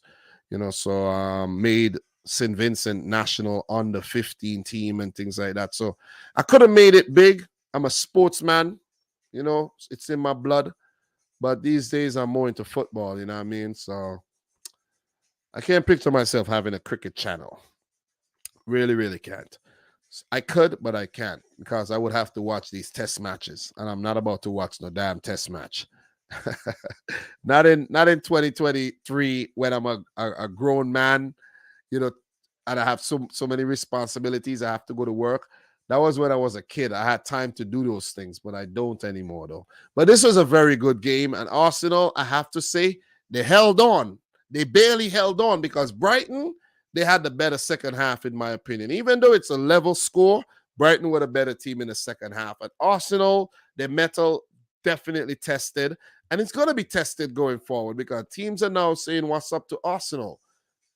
Not a win for them in this game, but we know they draw the game today. I was just watching that game just now, and we will talk about that one as well. So we're going to move, and we talk Aston Villa bouncing back from their loss against Liverpool with a big 2-0 win against Tottenham Hotspur, where Antonio Conte came out and criticized his team, where he said he need more signings. There's some good players in the team, but the team cannot actually do well if we have normal players in the team. You know what I mean? The team does not have enough exceptional talent. And I get what he's saying. I really get what he's saying. You know what I mean? There's some players in the team that you're like, okay, Tottenham, if you want to be progressive and you want to win trophies, you could definitely do without some of these guys, like Ben Davies and Eric Dyer. To be honest, these guys are not at the level of a team that's going to win anything. Seriously. A guy like Matt Dougherty, no disrespect to these players, but some of these players got to go. They got to go. And that is exactly what I think Conte was pointing towards. So I don't think it's a thing of Conte not being fully committed to Spurs or whatever. I think Conte just wants an elite team, and you're going to have to spend to get an elite team. They have spent money, but I think Conte is hinting towards they need to spend more. Like the Kulusevski signing that they made, the Bentancur signing, bringing in a player like Perisic. But if you look around the team, maybe they need some better players. You see what I'm saying? Maybe they do. Maybe they do. Maybe he's hinting that Brian Hill is not good enough. He got his first start in a very long... I can't even remember him starting in a Premier League game. But just a few players around the squad, if you could see right there, that they could actually do without. But Villa, we got to give it to Unai Emery and his boys. They bounced back after that loss against Liverpool. And did I watch this game? I watched briefly. I watched part of this game. A few, I don't think I watched the end of the match. Yeah, definitely missed the end of this game. But I watched the first half of this match for sure. And Villa, I don't think they played badly against Liverpool. They just didn't take those chances. And that is exactly what they did in this game. You had goals from Buendia in the 50th and Douglas Luiz in the 73rd. So a bit more clinical. Goals coming from midfield. You heard what I just said there? Goals coming from midfield. Not the forwards. Goals coming from midfield. And that did the job on the day for Aston Villa. And I repeat, goals coming from midfield again. Okay, you let it. Did it sink in? I think it's sinking. I definitely think it sank. But Pape Mata Saga in a rare run out here. Jet Spence as well. Ryan Sessegnon, Emerson Royale, Ollie Skip. You look at this team, and I do, side with Conte. Not good enough at all. Big point here for Forest. Forest won, Chelsea won. And these are the reasons. I love results like this, guys. I love results like this, man. To just humble the Chelsea fans. The overzealous Chelsea fans on Twitter. this would humble them big time. Like, humble, calm down, humble yourself. And with that being said, since we're on Chelsea, we talk a bit about Enzo Fernandez, right? We're gonna talk about Enzo Fernandez. Let's just talk a bit about Enzo. Maybe a 5 minutes here on Enzo Fernandez. See what the news articles are saying about him. And Enzo Fernandez transfer. CBS. Scouting Chelsea's latest target. Benfica Argentina star can do a bit of everything. So he was the World Cup's best young player. And he's done well. But a lot of people are saying there's been some World Cup tax added to Enzo Fernandez. I really don't think so. I think he's worth the money. Because before the World Cup, he was really, really good for Benfica in the Champions League qualifying and in the Champions League group stage proper and in the Primera division as well. So I don't think a lot of World Cup tax, a little bit of World Cup tax, but not just all World Cup tax added, in my opinion. So Enzo Fernandez has already agreed a deal, personal terms with Chelsea, in a deal that could be a 5-year deal to 2028. And it's said to be a transfer of 120 million euros, right? That's a release clause that's been thrown around. Is he worth 100 million? Guys, these days with inflation, you got to pay that type of money if you want a quality young player like Enzo Fernandez. He's 21 years old. This is a player that could give you a solid 10 years if everything works out in his favor, in your favor.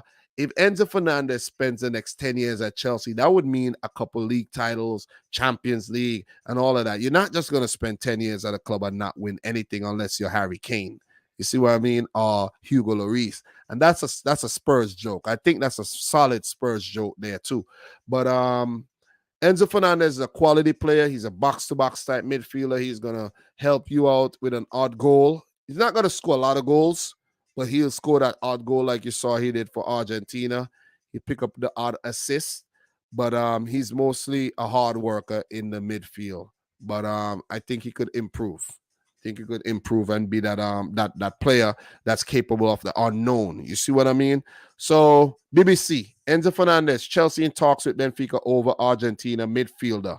So let's take a look at we're gonna take a look at what Fabrizio is actually saying. I don't want to run through these long articles here, but you see Todd Bowley's spending spree isn't stopping yet, with Chelsea looking to close a 130 million deal to sign Enzo Fernandez. Sky Sports, Chelsea transfer Blues want Benfica's Enzo Fernandez in January, but 105 million pound release clause, sticking point. A lot of money, man. A lot of money. Goal.com, Chelsea closing in on a blockbuster 127 million deal for Enzo Fernandez as talks with Benfica progress. A lot of money, guys. A lot of money. And that's the thing. A lot of money. Let's go over the transfer marked really, really quick, right? Let's get this a little bigger than that. And let's take a look at Chelsea. Let's take a look at Chelsea really quick. We're talking Chelsea 1-1 versus Brentford briefly, but let's take a look at the transfer here of Mykhailo Mudryk. Not Mykhailo Mudryk. We will take a look at Mykhailo Mudryk. And you know what? You know what's crazy? That was a mistake, but Chelsea are actually linked to Mudryk as well. I did make a mistake. I have Mudryk on my mind because I have to talk about, but I mean Enzo Fernandez, but we will take a look at Mudryk as well. Chelsea have been linked with Mykhailo Mudryk. I saw that today. And it said that they will only pursue Mudryk if Arsenal drop out of the race, right? Meaning that if Shakhtar keeps saying no to Arsenal's 40 million plus add-ons, 50 million plus add-ons, that Chelsea would actually go in, meaning that Chelsea would actually give Shakhtar what they want. Talk about splashing the cash, and that is exactly what I want to look at right now. Transfers. Current season's transfers for Chelsea right here, guys. Look at this. This is no joke, right? This is no joke. You talk about Man City splashing the cash, keep talking about who's ever out there, keep talking about City splashing the cash. Go on. Continue talking about Man City splashing the cash, Man City doing this, Man City doing that, right? But look at this. This is unreal. Fofana, 80 million euros, 21-year-old from Leicester. He's injured right about now. Mark Cucurella, 65.3 million euros, right? from Brighton. Raheem Sterling, 56.2 million from Man City. Koulibaly, 38 million. Chuck Womaker, 18. Aubameyang, 12. David Fofana, who I haven't seen played yet, but I heard a little thing. Commentators said that he had Erling Haaland-esque type form up in Norway. So I'll have to actually take a look at that and see. As a matter of fact, let's do that right now. Let's take a look at what David Dacho Fofana has been up to in the Norwegian League, right? Europa Conference League qualifiers and Europa Conference League. I didn't even know he was actually playing in that league. But he got 2 goals in 4 appearances. The Norwegian League, I don't think is here because probably didn't start yet for the year.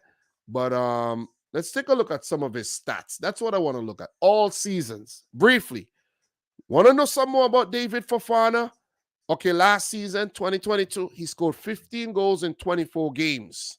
The season before that was his first season. He only scored, he didn't score any goals.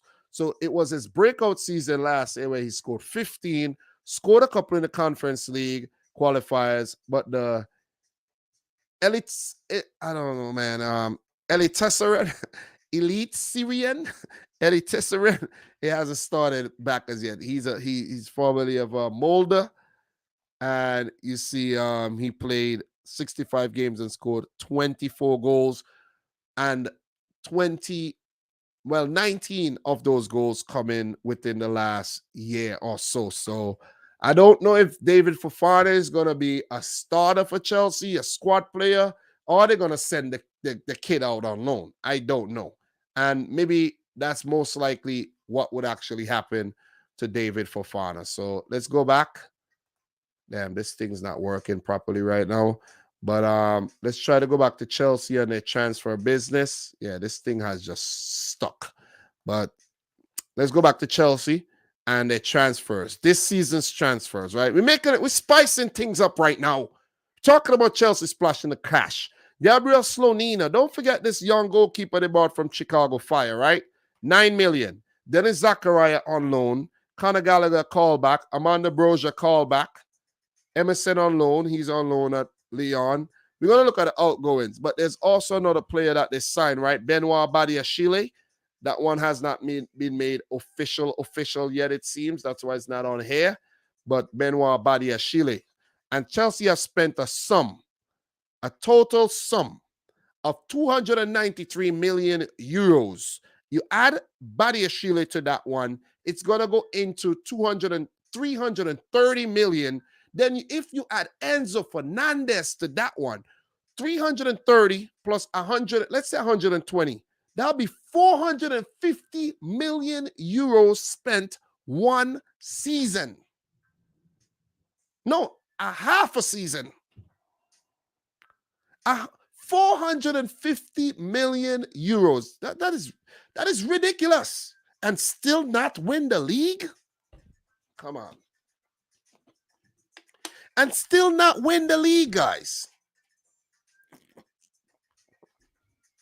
Latest rumors here, you see Chelsea to Barcelona and N'Golo Kante. Don't know how true that one is, if it's going to happen. But in terms of departures, how much did Chelsea actually make? Werner left, 20 million. Emerson, 15 million. Billy Gilmore, 8 million to Brighton. Lukaku's loan fee. Lukaku's still a Chelsea player. Don't forget that money that they spent on Lukaku as well, right? But it's a different regime, so we could leave the Lukaku thing out of it. Batshuayi to Fenerbahce, 3 million. Malang Sarr out on loan. Kennedy, 500k to Valladolid. He had Antonio Rudiger free. Christensen, Alonso, Matt Miazga, Jakes, Clark Salter. He had Charlie Masunda, Callum Hudson, all free. While Hudson-Odoi, Ampadu, Slonina, Baba Rahman, all out on loan.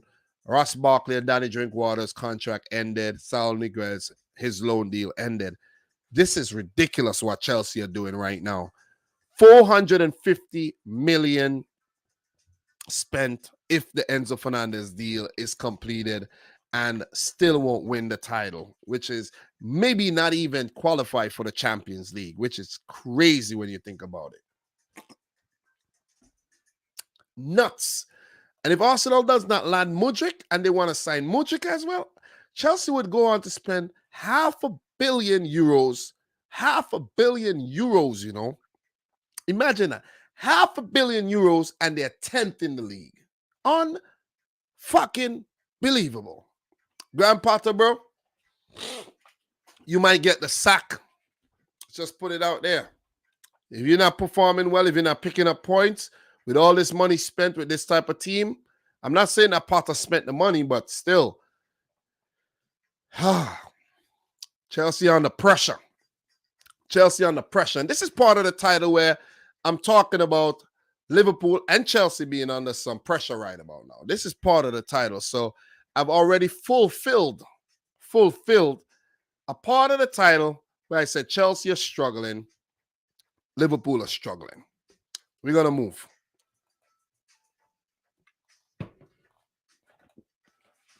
We almost done with the Premier League, guys. But big win, big point for Forest. Not a win. They should have won the game, actually, the way they played in the second half. But Sterling with a 16-minute goal. Willy Bolly flicking the ball onto the crossbar, falling to Sterling, smashed in. Good goal. After that, Chelsea didn't really pile on the intensity. When you score one, you got to get a second, put the team under more pressure. But Forest, they upped the ante in the second half, man. Forest, they were absent in the first half. But I have to say, I've actually, have a lot more respect for Morgan Gibbs-White, man. He's earned my respect over the last couple of games. Morgan Gibbs-White is actually showing us why Forest paid so much money for him. He's the most expensive player ever. And Morgan Gibbs-White was an absolute fire in the second half, man. Brennan Johnson had a couple chances, should have scored, but a bit selfish. Owen Nee was a beast, hitting the ball, running in behind. He played really well. I have to say that Ryan Yates was very annoying in the midfield for Chelsea. And they kept Chelsea really, really quiet. Aurier, great finish from a corner. And they were always threatening in the set-piece situations, man. So give it up to Steve Cooper and his boys. They could have walked away with a victory, but I think a point would suffice as they continue trying to climb off the bottom of the Premier League table. So with that, guys, I think that was the last game of that match day.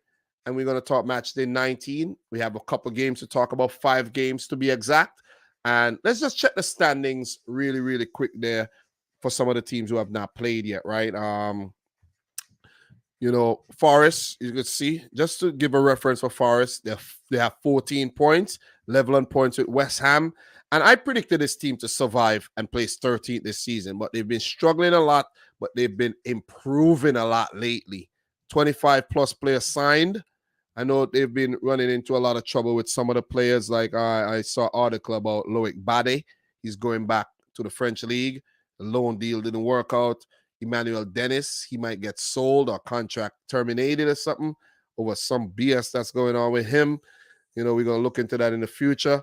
But Forest are climbing up, man. Look at the last 5. They've got 5 points in their last 5 games compared to Southampton 0, Wolves 4, West Ham none, Everton 1, Bournemouth 3. You see that, right? Leeds 7.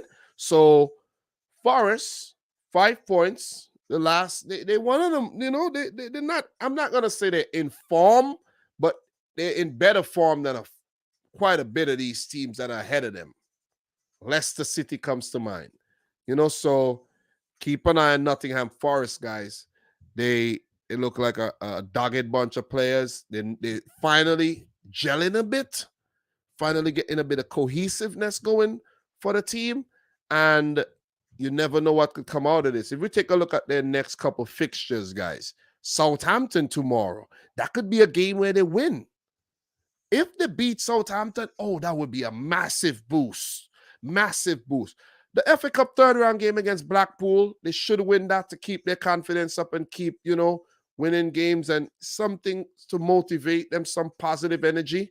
But they do have a quarterfinal EFL game again against Wolves. That's another competition that they can stay in. Quarterfinal, going to the last 4. Who knows? Maybe they could win it. You never know.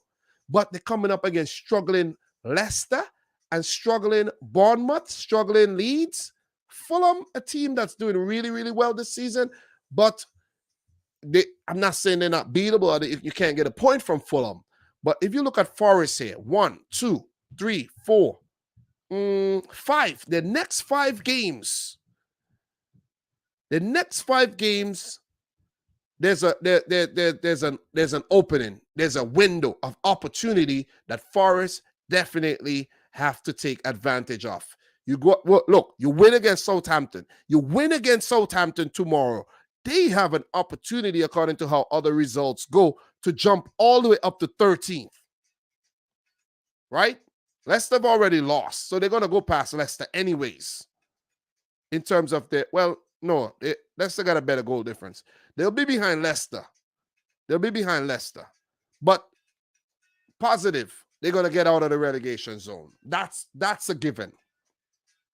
And if they keep picking up these points against these other teams that's in their vicinity and teams that they're capable of beating, Forest are going to get themselves in a very safe spot. And there won't be, a lot of mentions about them getting relegated in the foreseeable future. So just wanted to touch a bit there. That's a big result against Chelsea. And they're not doing too bad. So I feel sorry for Steve Cooper as well. He just has this expression on his face that makes you feel a bit sorry for him. You know what I mean? So, so we got Southampton at the bottom of the table there, guys. Wolves 19th with 13 points. Forest, as I just mentioned, the big point against Chelsea, 18th. West Ham 17th. Everton struggling a bit, no wins in their last 5. Bournemouth going through a slippery slope right now, 15th, 16 points. Leeds United, 14th, 16 points. Leicester, 13th with 17 points. Villa under Unai Emery, they're not doing too badly. They do have 21 points. They're 12th. Patrick Vieira's Crystal Palace bounced back with a win, 22 points with 11th, and they round off the bottom half of the table.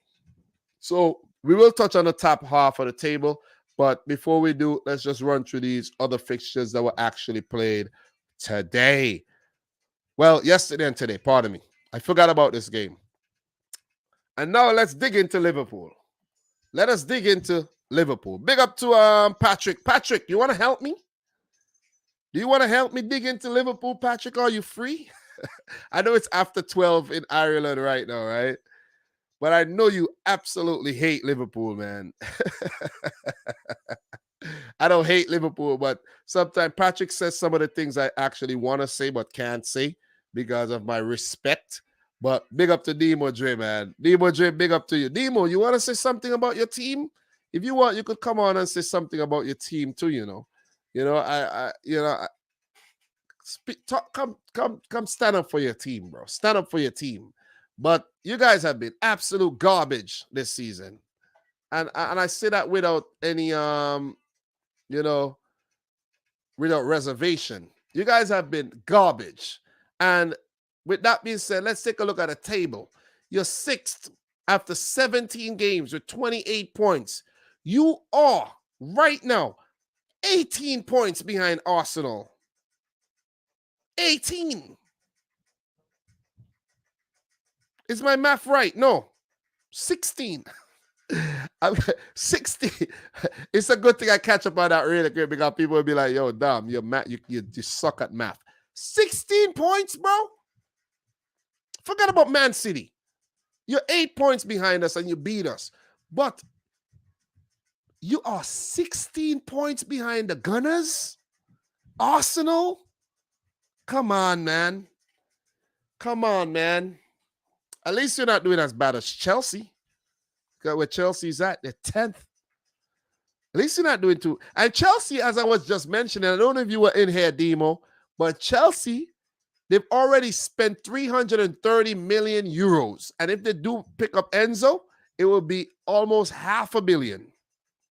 Or you want to come on and talk about? No. You know what? I'm coming down to the end of the stream, Demo. And if you come on, I'm gonna be on here for an hour because we're gonna be talking about Thiago. So I do have a plan for something that I want us to try out though. I wanna try out something in the future though. You and I. You wanna come on here? I wanna hit. You're gonna talk Liverpool. We're gonna talk Liverpool. We're gonna talk City. We're gonna talk a lot of things. But I want to do it while playing FIFA. Did you pick up FIFA 23 yet?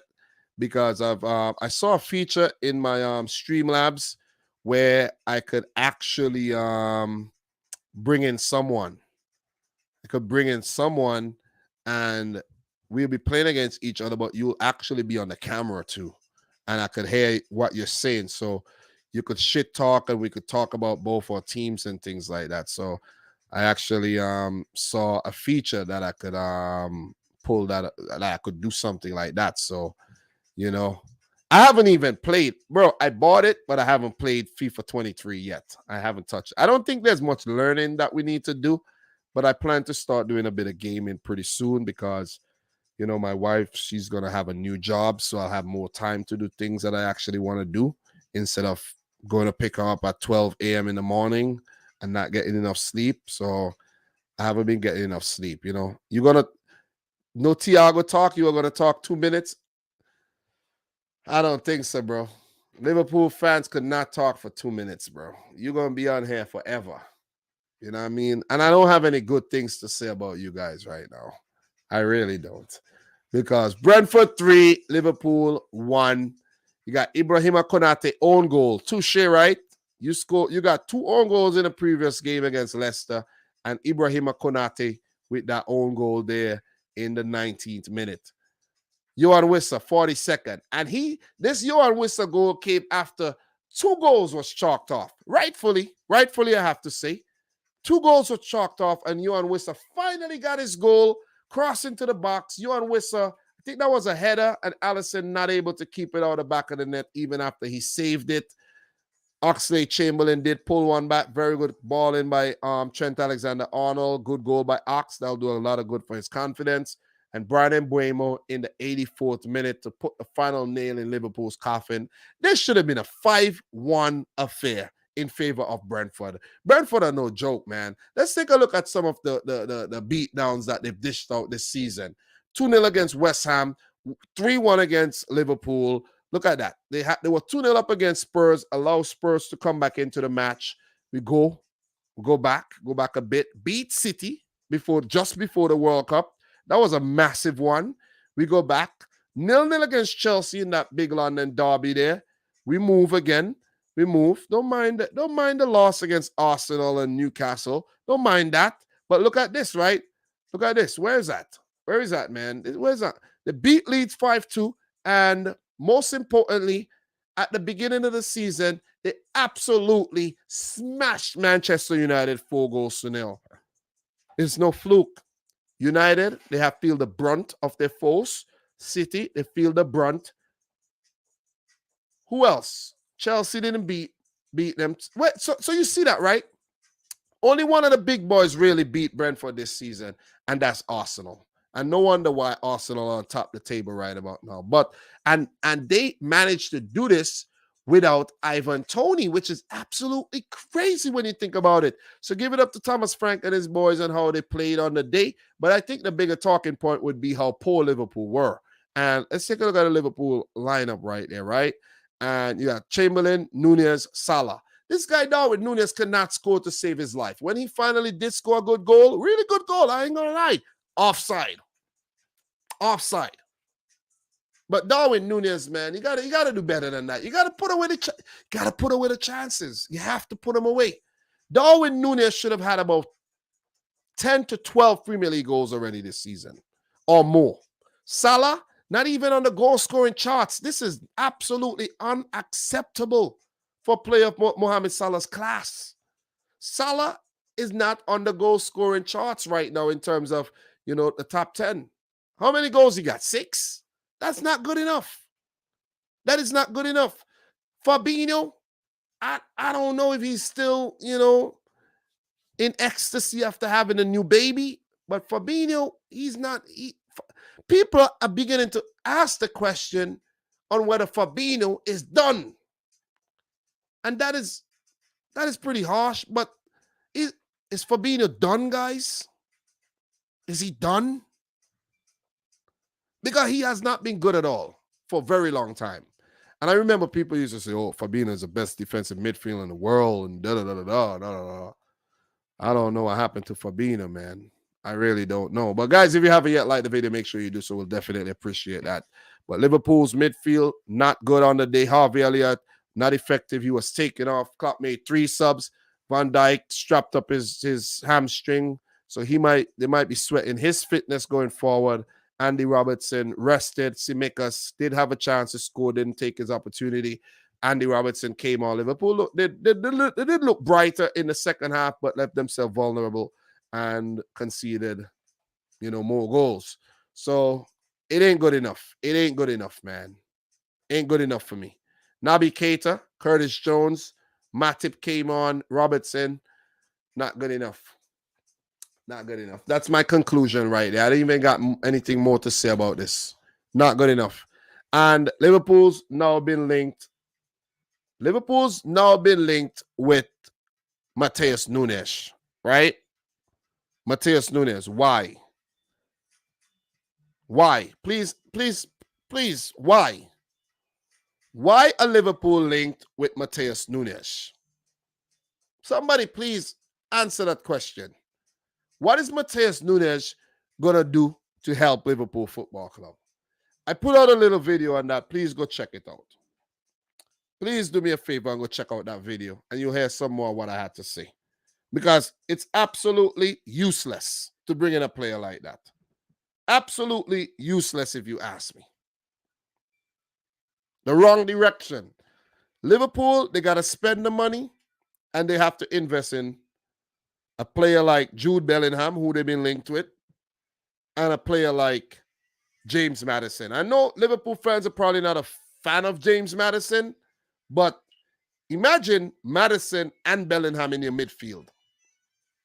Maddison, and matter of fact, you probably need to get rid of the whole midfield.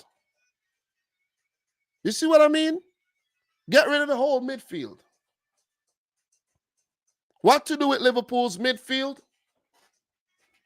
Oh, my garbage bin is a bit full. I would have picked it up and show you guys. Throw them in the garbage. They're not being good enough at all. Not being good enough. So, big win for Brentford. Not a surprise at all. They're doing well. And as I mentioned here, look at the stats. Look at that. 27% of the ball and still beat Liverpool 3-1. Not good enough. You're not taking your opportunities. You're not taking advantage of having that ball. So you see Brentford are 9th with 26 points, only 2 points behind Liverpool, and Liverpool do have a game in hand there. Liverpool are 6th. So that's it for Liverpool right now.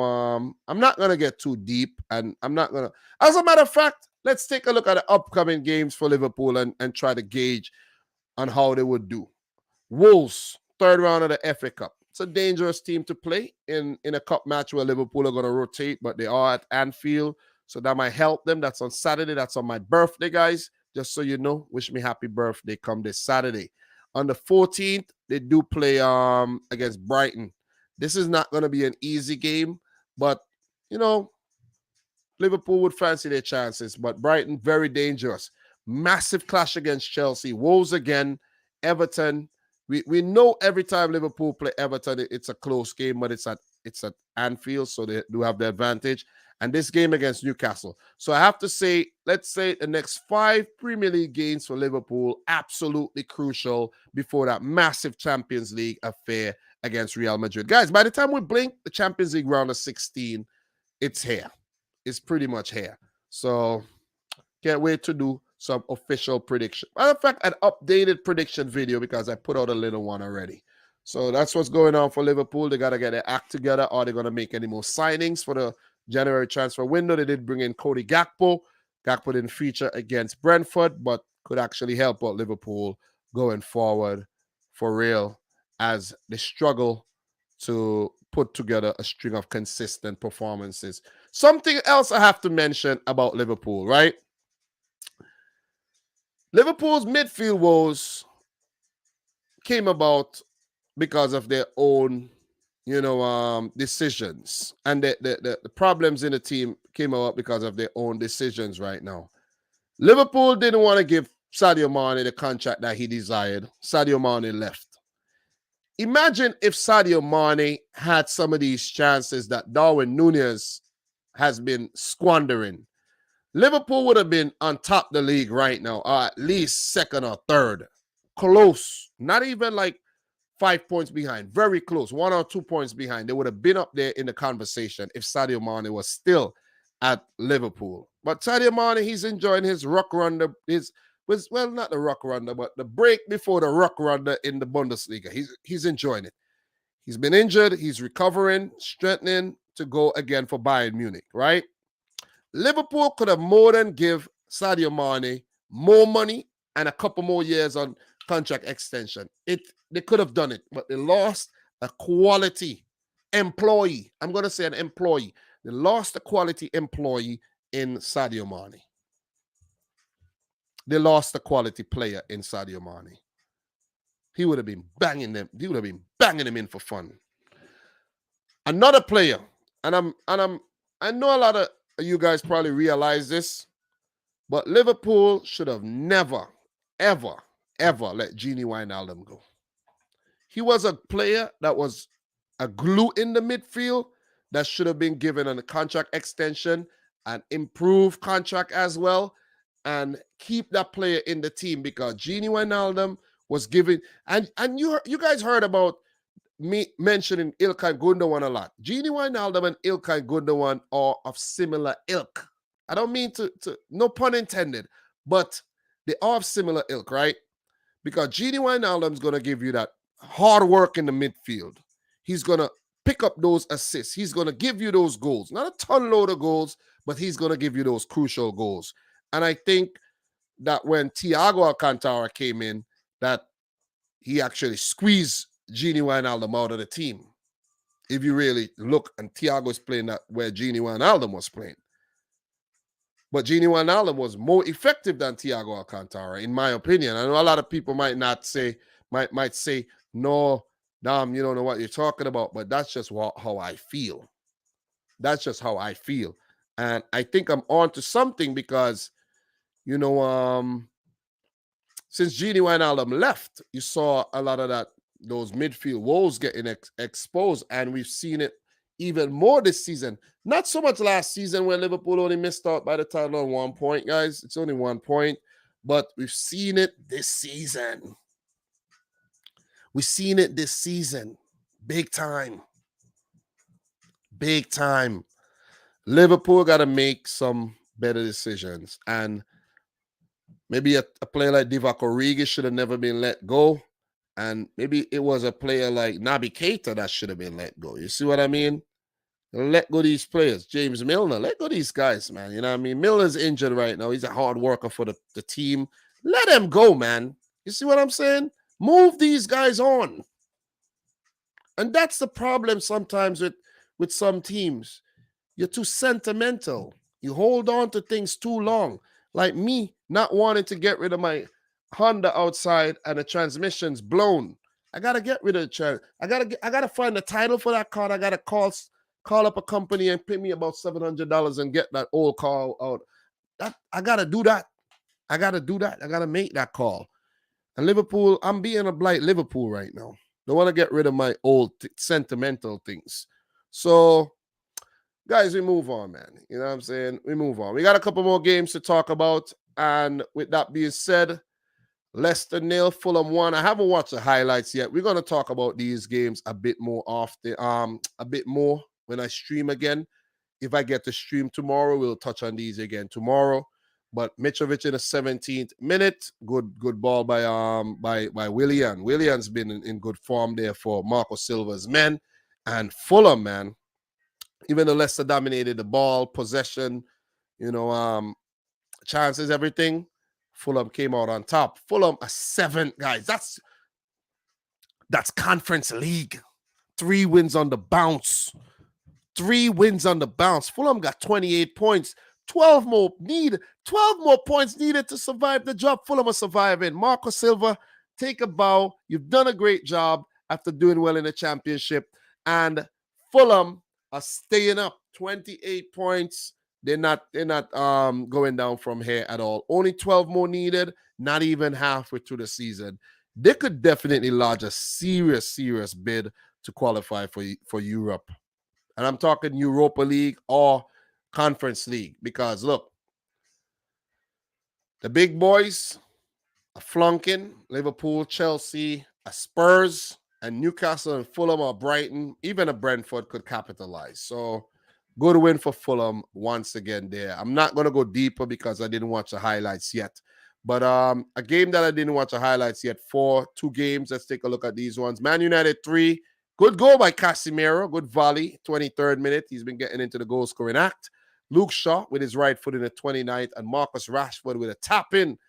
Well, 49 for Luke Shaw. And Marcus Rashford tapping in the 86 to continue his good goal scoring form to give United a convincing 3-0 win over AFC Bournemouth under Gary O'Neill. Bournemouth's been struggling lately. So United very dominant, and the post Ronaldo life begins as Ronaldo just signed a big deal with Al Nassr, and he said in an interview that he's played in South Africa. I don't know what he's thinking, but yeah, he did make that boo-boo. But Ronaldo going to Saudi Arabia, man, he's trying to play down that, it's I don't know, man. I don't know. It's all it's a money move. It's a money move. It's a money move for the Saudi league. They're gonna get more viewers for their league and everything. Merchandise gonna get sold and all of that. So it's a business move for Saudi Arabia as a country and the league as well. So not going to go down a Ronaldo rabbit hole there. I'm pretty sure. Well, look, no other European team was going to actually sign him right now for the type of money he wanted, and he's not playing at the levels. He said a lot of teams were actually inquiring. Maybe teams were inquiring, but they couldn't afford the price that they had to pay in terms of his salary. So Ronaldo might actually bankrupt the club. So guys, United doing well lately. 4 wins on the bounce, 3 after the World Cup there, 35 points, just 1 point behind Man City with a game more played, and they're creeping up, man. They're creeping up. So successful season so far for Ten Hag. He just have to continue building on that momentum. For AFC Bournemouth, they're in trouble, but not a whole lot of trouble just yet. But they're playing with a lot of fire.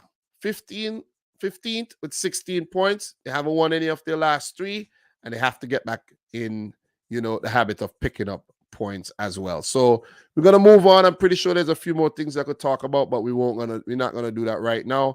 But Brighton, man, smashing Everton 4-1, and that's the thing, man. Everton, they picked up a point against City in their last game, and they go home to get beaten by Brighton. And guys, by the way, on my when I went to England to see Liverpool City at Anfield, it's crazy, man. It's crazy how close Goodison Park and Anfield are.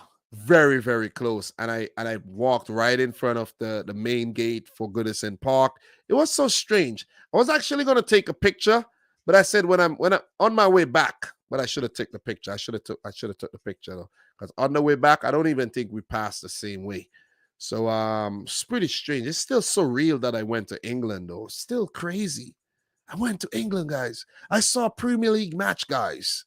So it's crazy when you go to your comments and you see some people saying, oh, this guy probably never seen a Premier League game, never went to a match. I went to a match. Shut the fuck up, okay? All right? Do me a favor. Shut up. I went to a match. I saw Liverpool versus Manchester City, okay? I saw Klopp. I saw Pep in the flesh. All right, so shut up. I was in the cup too. Double what you call that? Undercover Man City fan in the cup. You feel me? I was let me say I was a Man City fan. Let me put my words right. I was a Man City fan undercover in the cup, blending in. It's crazy experience. But Mitoma, man, been talking up this player. Very good goal in the 14th minute. Evan Ferguson, pretty much a tap-in the 51st. Good left-footed ball by shot by Solly March in the 54th Pascal Gross on a gift, basically a gift given by Idrissa Gueye, pass back to Pickford, and I don't know who he was passing the ball back to, but Pascal Gross picked it up and put it in the back of the net. DeMar Gray with a consolation penalty late in the game as Roberto De Zerbi's men flew to a big 4-1 victory, a flurry of goals between the 51st and 57th minute to give the Seagulls a massive win in a game that they pretty much dominated. So Brighton, man, Brighton, the problem team, man. I've been talking about this team for a couple seasons and how good they've been. And even after Graham Potter moved on, they built a great foundation. 27 points after 17 matches. Last season was their best points tally. And if you take a look at what they did last season, let's just take a quick look at what they did last season there for Brighton and Hove Albion. They've just been constantly improving, right? They first came to the league in 2017-18. So this is their 6th season. Last season was their best ever. They finished 9th with 51 points. The previous season, they finished, where did they finish? Just outside, 16th with 41. But the 41 points was actually their best as well. Proof, we go back to 2019, they finished 15th, what, with 41. So you see, that was their best points tally. And with not even halfway through the season, they are on course to beat what they did last season. So give it up to Brighton, man. I love progressive teams. I really do. I really, really do. And they've been nothing short of brilliant and progressive. And the scouting that they do is, oh man, it's good. They're gonna make more money and they're gonna continue to still be okay, because introducing a player like Jeremy Sarmiento in the midfield, for example, right? Mitoma over there on the left wing. Bringing in Evan Ferguson is another example that this is what's crazy, right? About what Brighton is doing. This is nuts. Evan Ferguson coming into the team and he's scoring more goals than Danny Welbeck. Look at that. And remember, there's Leandro Trossard, right? If they sell Trossard didn't start, they could sell Trossard, they could sell Alexis McAllister, make a lot of money from these two players, and still be competitive. Moises Caicedo is a player that's been linked with a move as well. They could sell Caicedo. Let's take a look at their bench. They just brought in Estupinian, Colwill, unknown from Chelsea because of the Cucurella deal. But let's take a look at their bench. Tariq Lamptey, he's not going anywhere right now. He's cooled down a bit. McAllister came off the bench. Trossard wasn't even used. They have players like Lallana, who they picked up from Liverpool, right? Good player, quality players. Lallana, scoring goals, picking up an odd assist here and there. But Julio Enciso, Paraguayan, I think he is.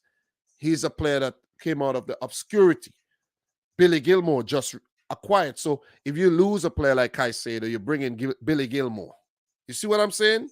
If you lose Alexis McAllister, there's other players waiting in the wings. Remember, there's Yaka Moda, and there's another one, Andy Zakiri. I think Jakob Moda is like injured and Zakiri is out on loan, if I'm not mistaken. So there's these little players that they do have out on loan that they could still use in the future. And they brought in this Argentinian guy, Buonanotte. So he's another little player that they could develop, and there'll be more. So give it up to Brighton. Give it up to Brighton. They'll continue making money and they'll continue to improve on their team and their stock. Quality team, man. Quality team, and prime example of a progressive club. So last but not least, guys, today, Arsenal 0, Newcastle 0. And I have to say, I enjoy this game. I enjoy this result. And I want to say thank you. I sound a bit desperate, but I want to say thank you to Newcastle United for actually taking a point there off Arsenal. And if we check the table really, really quick, we don't got no goals to talk about, but Arsenal 17, 4 on target. Newcastle 8, 1 on target. No, I think Joe Linton had the best chance. For Arsenal, Nick Pope pulled off a big save with his foot late in the match there as well, but kudos to Newcastle for keeping Arsenal at bay. There was a couple penalty shouts that I don't think was penalties. Mikel Arteta jumping and bouncing and hopping like a little bunny rabbit all over the touchline. Don't know why he's so antsy. And the fact that he's so antsy just actually, brought to my attention that Arsenal could fluff their lines for the back end of the season. This is only the first half of the season, guys. We still have a whole half. We still have the whole business end to play. Okay? Yes, Vi, we still got to do the job on Thursday. You're right. City still got to do the job. But we're not even in the business end. Yeah, Ferguson definitely looks good. We're not in the business end of the season yet. We're not. We're not. And Arsenal are already looking nervous. They're looking nervous already, man. They're looking nervous, guys. And I won't be surprised if they don't win the title and come in like fourth. I won't be surprised. I really won't. But I have to say, kudos to them for what they've done and how they've played so far this season. And I actually, think that they'll be in the title race. Title race is guaranteed for them, but I don't know if they have it in them to actually win it. I would love to see them win it. Don't get me wrong. Even though I'm a City fan, if they win it, it would be very refreshing for the league, seeing that they haven't won it in a long time. And I'd rather Arsenal than Liverpool actually win the title because I won't hear the end of it from Liverpool fans. But great job by Eddie Howe and Newcastle. They were very gritty in this game.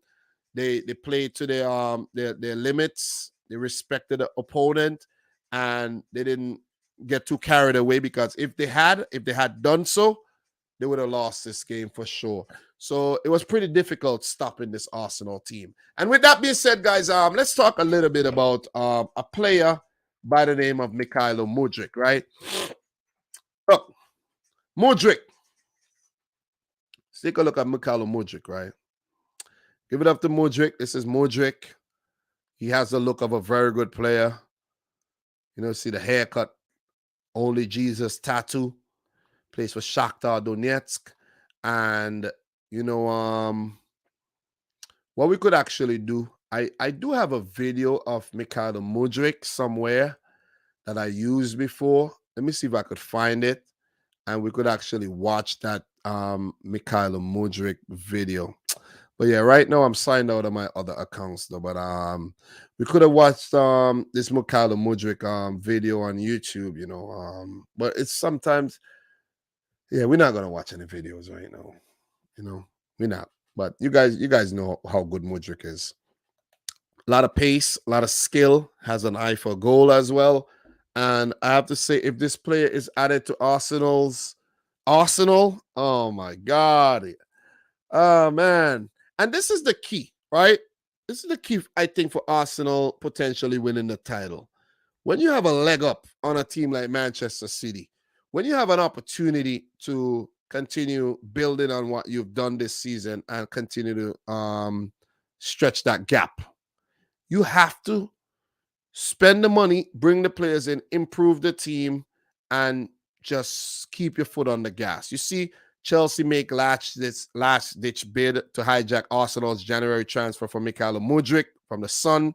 It's been in the news lately, right? It's a Sun, I know, but still. Chelsea are sniffing around. And if Chelsea, let's say, go in with the right money, Mudryk would go to Chelsea. And Shakhtar would take the money. Let's say right now, Chelsea just say, you know what, man? 70 million euros straight. 70 million. And Arsenal are 40, 50. Mudryk's going to Chelsea. And Chelsea got the money to spend. They got the money to spend right now.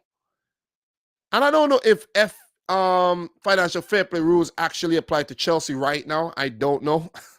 Because if they buy Mudryk and they buy Enzo Fernandez as well, they are going to spend almost 600 million euros this season alone and still not win the title. Let's just put that in there.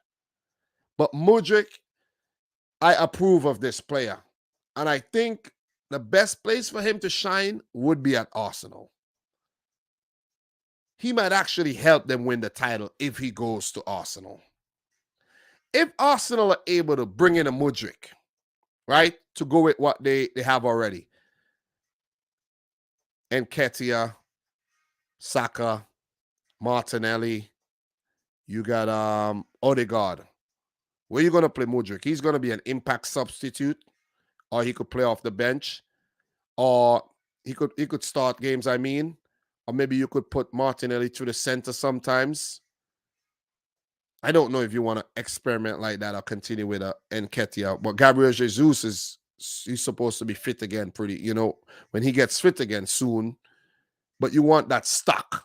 See, and that's what Man City won a lot of titles on, the stock. You could take off a quality player, bring on a quality player. You see what I mean? And I think this would help them because remember, Arsenal are still in Europe, and you want to share the workload between your wingers. Martinelli would play here, Mudryk would play there. You know what I'm saying?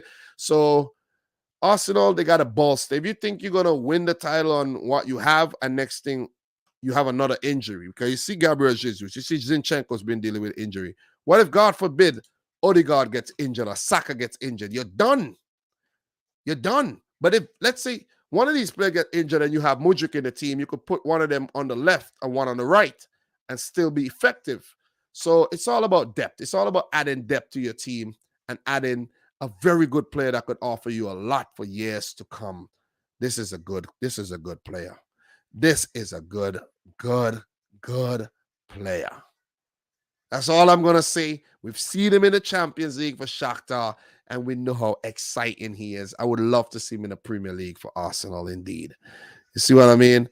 So Jensen is saying, big up to Jensen, who's saying Arsenal is supposed to be out this spring. And as an Arsenal fan, I can say we would still be happy with a top 4 finish.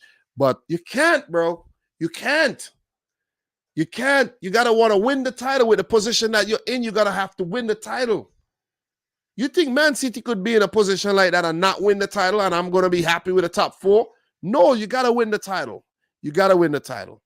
Nothing else is acceptable but winning the title, in my opinion. Got to win the title. Got to win the title. Got to win the title, bro. Got to win the title. So, that's pretty much it in terms of Mudryk. Arsenal are actually getting close. Let's go over to my Twitter really quick and check, Fabrizio Romano. Well, let's go back. My Twitter, I logged out of everything. You know what I mean? I actually had some things that, I wanted to get rid of in terms of my, my history and things, I didn't, wanted to get some of these adult websites out of my history, and I kept deleting some things, and it didn't work.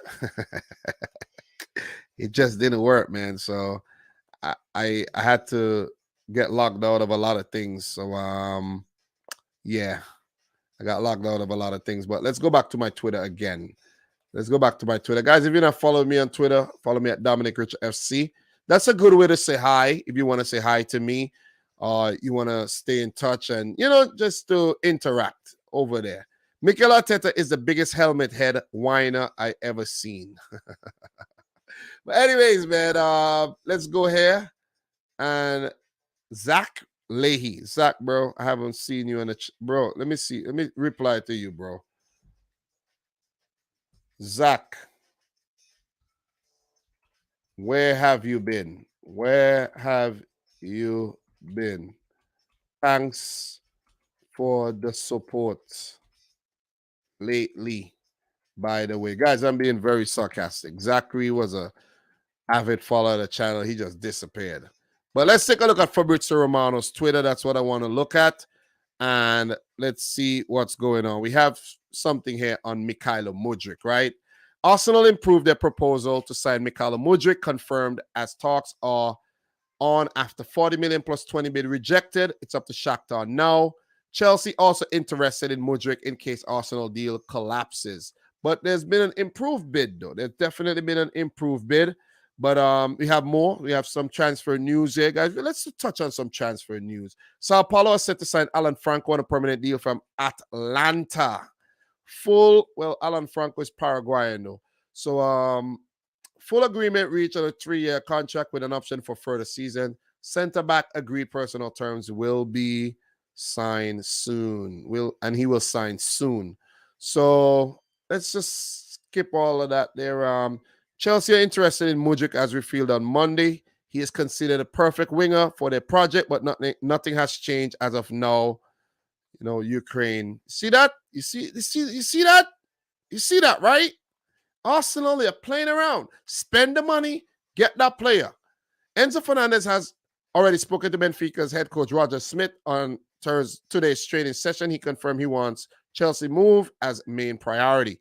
Negotiations will continue between the two clubs later tonight. Crucial 24 to 48 hours to close the deal. Give it up to Enzo Fernandez, quality player. And it's a lot of money spent, but it might actually be worth it, man. Look at his arms. Look at the tattoos on his arms. Listen, this guy's a star. This guy's a star, guys. This guy's a star. You know what I mean? I got tattoos on my arms, but ain't nothing like that. Enzo is a beast. Which adult websites? Come on, bro. Come on. Let's keep it a little. That's all you're going to get. That's all you're going to get right now. On my gaming channel, we're going to get into more of those. I haven't done a gaming channel video for over a year because of the AFCON last year. I shift the focus, but we're going to start doing the gaming channel again pretty soon. It's called Dominic Rich Gaming, so go check that out. And we're going to get back FIFA 23. We're going to get back to action. So, Ronaldo, I don't want to talk about Ronaldo. I don't want to talk about Ronaldo. So Arsenal's second proposal for Mikael Mudryk is close to 50 million euros fixed fee plus add-ons. Shakhtar expected to make a decision. The clubs are in direct contact. Personal terms never been an issue. Arsenal is players' priority. Chelsea will act if AFC move collapses. You see? See that? I think that's all I want to touch on today, though. Play you on FIFA 23 PS5. Subscribe to the channel, bro. Do Omegle. You know I never did Omegle. But subscribe to the gaming channel. It's called Dominic Rich Gaming. And I'm going to be playing some FIFA 23. I haven't started yet, but I do play FIFA 22. I've been playing FIFA steady since 2015. I've been playing a lot of FIFA, but I could be a lot better at FIFA. I was starting to becoming a bit more competitive by playing like weekend league and all of that, but it was taking up too much of my time, man. You know what I mean? FIFA Ultimate Team, it takes up too much of your time, way too much of your time, man. Getting those coins and too much of your time. You're spending that odd money on packs and all of that. Yeah, too much of your time though. But I do plan to do I think I will do a Q&A pretty soon and just do like a chill stream and just play FIFA and answer questions. I'll do something like that pretty soon and have people come on and play me. Share my PlayStation Plus username and everything, and you guys could come on and you guys could play. And we could talk, and we could have debates and arguments while playing FIFA, while beating the skin off your back in FIFA 23. I'm not that good, though, but I could hold my own for sure.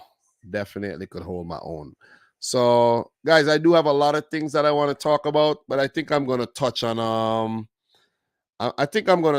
that tomorrow for the live stream because it's 7:55 right now. Am I confident for Thursday? Dam used to get slapped regularly, but I used to beat you too. Don't act. Look, remember when we did that City Liverpool preview and we played the game demo? That was a fun one, right? That was a fun one, and I think we could do some things like that going forward. That was fun, bro. I love the way I put together that video and everything. Took me some time, but that was one of the fun videos. And I want to do more things like that on the channel, man, because the channel ain't going nowhere. It ain't going nowhere. I like that I have this channel to just, keep me accountable, basically, Like, I know I have to go talk about these games, so I'm focused on actually watching football games, reviewing matches, and I'm not busy doing other things that I'm not supposed to be doing. You see what I'm saying? So that's what I love about having this channel. But yeah, Demo, that was fun. And I beat your ass. You see what I'm saying? Licks. Definitely licks. But look, since we're here, Demo, let me show you what let me show you what I have, right? Let me pull up the Streamlabs thing and I show you. I just want to show you because let me show you something. Let me stop this and let me actually show you something, right? Window, Streamlabs, right? Let me show you this. This is my Streamlabs setup, right? And this is the collab camera right here. You see? I have this. Let me see something. One moment, please. Where's the collab camera? Why is it not showing? I don't know why it's not showing, but I have it. I had it right there. Let me see something. It's right. It's supposed to be right there, but it's not actually showing right now. But webcam frame. I think there was another. Let me see something. Let me see. Oh, yeah. Right here. This right here. So you see that right there, the frame and the camera is supposed to be back there, right? Right back there, Demo. And once I send you the link, to that right there, you're going to be showing up over there in the corner, and I'm going to be there in that corner. And the game, of course, is going to be in the middle there. Let me just turn on the game to show you guys the setup that I have going on there for the game. Let me just turn that on real quick. My PlayStation should actually turn on and show up on a screen pretty soon. See? So that's the setup right now that I have. Let me just let me make this a bit bigger. Let me see if I can make. No, I can't. Let me see. Yeah, make that a bit bigger. So that's gonna be the gaming setup as usual, Demo. That's the gaming setup. You let me win for the channel, bro. Stop your nonsense. So so let me just click that FIFA 22. I'm actually, you see, I'm playing career mode. I'm playing career mode right now, but that's actually what the setup would look like. You see what I mean? But my camera is actually in use. Turn on the TV. Turn on the TV and see what's going on here. But that's right there. I could play FIFA right here. I've never done the FIFA thing on StreamYard, but this, if I have to do it, I would have to pull up the Streamlabs app and actually run the Streamlabs app on here. I've never played FIFA on stream, what do you call it? StreamYard. So let me just get rid of that frame right there. And you have the screen. And let me see if I could actually make this let me see if I could make this full screen. I don't know if I could make this full screen, right? Let me see. Nah, I can't make this full screen. I don't even know. Let me see something. If I have to run the gaming on here, it would actually be through Streamlabs. Yeah, so yeah, I don't know. Performance mode. Let me see something. Nah, it's okay. Preview is disabled in performance mode. Okay. All right. So disable performance mode. No, let's not go performance mode. I don't know what I just did, but yeah, I went disable performance. Previews disabled in performance mode. All right, disable performance mode. Yeah, so that's pretty much what the gaming setup would look like, guys. And I want to actually be more interactive and we can test it out one day. Yeah, I want to test it out, bro. I want to test it out. Matter of fact, we could test it out when I'm done. When I'm done, I could test it out offline, but that's what it will look like. But if I do play FIFA, it will be full screen. It won't be like me over here looking at this little screen over there. It will be full screen. But I don't know if there's a way to actually make the whole screen pop up. If I'm actually playing a PC game, it would show up, but I haven't played the PC version in a couple of years because it wasn't actually interacting with my what do you call it there, my controller anymore. So I had to kind of scrap the PC gaming for a while. So yeah. it's pretty much it. It's pretty much it. I just wanted to show you guys the whole setup there that I had, and I'll leave that right there. And I'll send that. Demo, I'll send you over a link. Wait, Demo, you on Twitter, bro? You on Twitter? I don't know if I have you on Twitters though. On Twitters. I don't know if I have you on Twitter. That I could send you the link on Twitter so we could we could test it out really, really quick. So if you guys want to know a video of Demo and I think I should actually look for it and share it on the channel. That'll be fun. But we'll do some. Okay. Are we following each other on Twitter? Hit me up on Twitter, bro. Hit me up on Twitter. I want to check this out. I want to test this out before I try it, because if we could do that, bro, the gaming channel would be a bit more lit, where there'll be nights we just playing against each other and we talking about all kinds of shit in football, man, you know? So I think this is something at Deem Dre. All right, at Deem Dre. Let me see if I could find you on here. At Deem Dre. Yeah, I'm definitely Demo, you mean Demo Dre? Yeah, I found you. Where you put Deem Dre, bro? You know, yeah. How come we're not following each other on Twitter? Maybe you're not that active on Twitter, but I'm gonna send you a message on Twitter. Definitely gonna send you a message on Twitter, and we're gonna link though. We're definitely gonna link. But guys, appreciate everybody who tuned in for the live stream today. We caught up with the lower leagues, Championship, League One, League Two, League On. We take a look at Copa del Rey, took a look at La Liga, we took at the Premier League, you know, in Portugal, Premier League, of course. We discussed Mudryk, we discussed Enzo Fernandez. And in the future, there's more. There's more to come. The year has just started, man. We're starting it off on the right foot. Positive, you know, we've been positive as well. And we're gonna continue dropping these live streams. Ready, set, go. That's the series for 2023. And they'll get hotter as time go by, man. Trust me on that. You know, I'm just recovering. My voice went over the weekend. And my wife, she got a new job that she's going to start maybe in about 3 weeks' time. So she's going to get off a bit earlier in the day.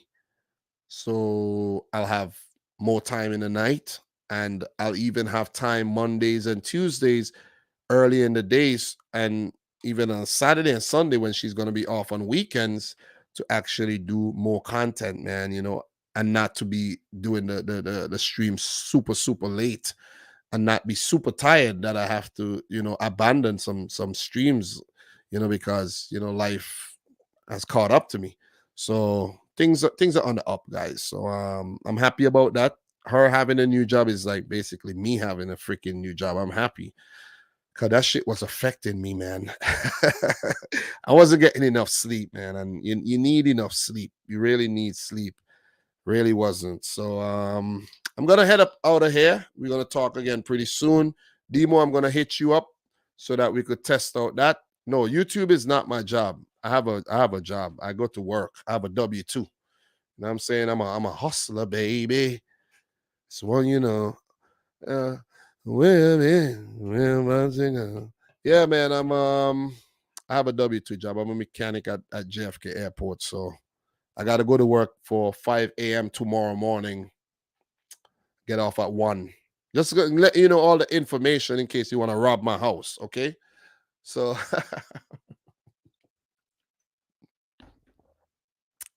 you ain't gonna get nothing though. You ain't gonna get nothing. Ain't nothing in the house. No money in the house, no jewelry. You know, you might get a PS5 and a MacBook, couple broken MacBooks, but that's all you're gonna get. But guys, I'm about to get up out of here though. YouTube is not my job, and I don't know, man. I don't know if I could do this as a job, because I might get depressed if I'm not getting the traction that I want. So, you know. So Husam, yeah, he just started doing YouTube as a main job. Seems like that's where Victor's been hanging out a lot lately. But yeah, that's not my main job, man. So Husam and these guys do it as their main job. They'll get a lot of traction. They'll, you know what I mean, dedicate themselves. But it's when football is your main job, that's all you think about, man. You know what I mean? I have 3 kids, I have a wife. See what I'm saying? I have a life, man. Football is life, but I don't want it to be that's all my life is about. I'm telling you, you end up dreaming about this shit. You know what I'm saying? You eat, sleep, dream, shit, bathe, have sex thinking about football. So I don't want that to be the case. But guys, smash the thumbs up button if you haven't yet done so. Subscribe to the channel if you're new. And if you're watching a replay, hope you definitely enjoy yet another live stream. Trying to be a lot more consistent going forward, mixing it up a bit, having, talking about other leagues, more chill, talking about other things. In the future, if some of you guys want to come on, hit me up on Twitter. And this is actually my Twitter handle. Let me share that with you guys so you actually could follow me on Twitter. Where is that, man? Where is that? Follow me on Twitter. Look, you have this thing right there at the bottom there. I don't even use these things, so follow me on Twitter, at Dominic Rich FC, and you could actually get to interact with me. If you want to come on during a live stream, you could organize that. I'll send you the link. You come through and we'll have a good chat. You see what I mean? I do have a Twitter handle right there. See? Dominic Rich FC up there on the screen. Follow me. Follow me up. Follow me up. All right? Marcel, bro. Hit me up. Come on. Let me roast you. So, guys, from your boy Dom, thanks again for tuning in to yet another one. Until next time, peace out. Rich Squad. Peace.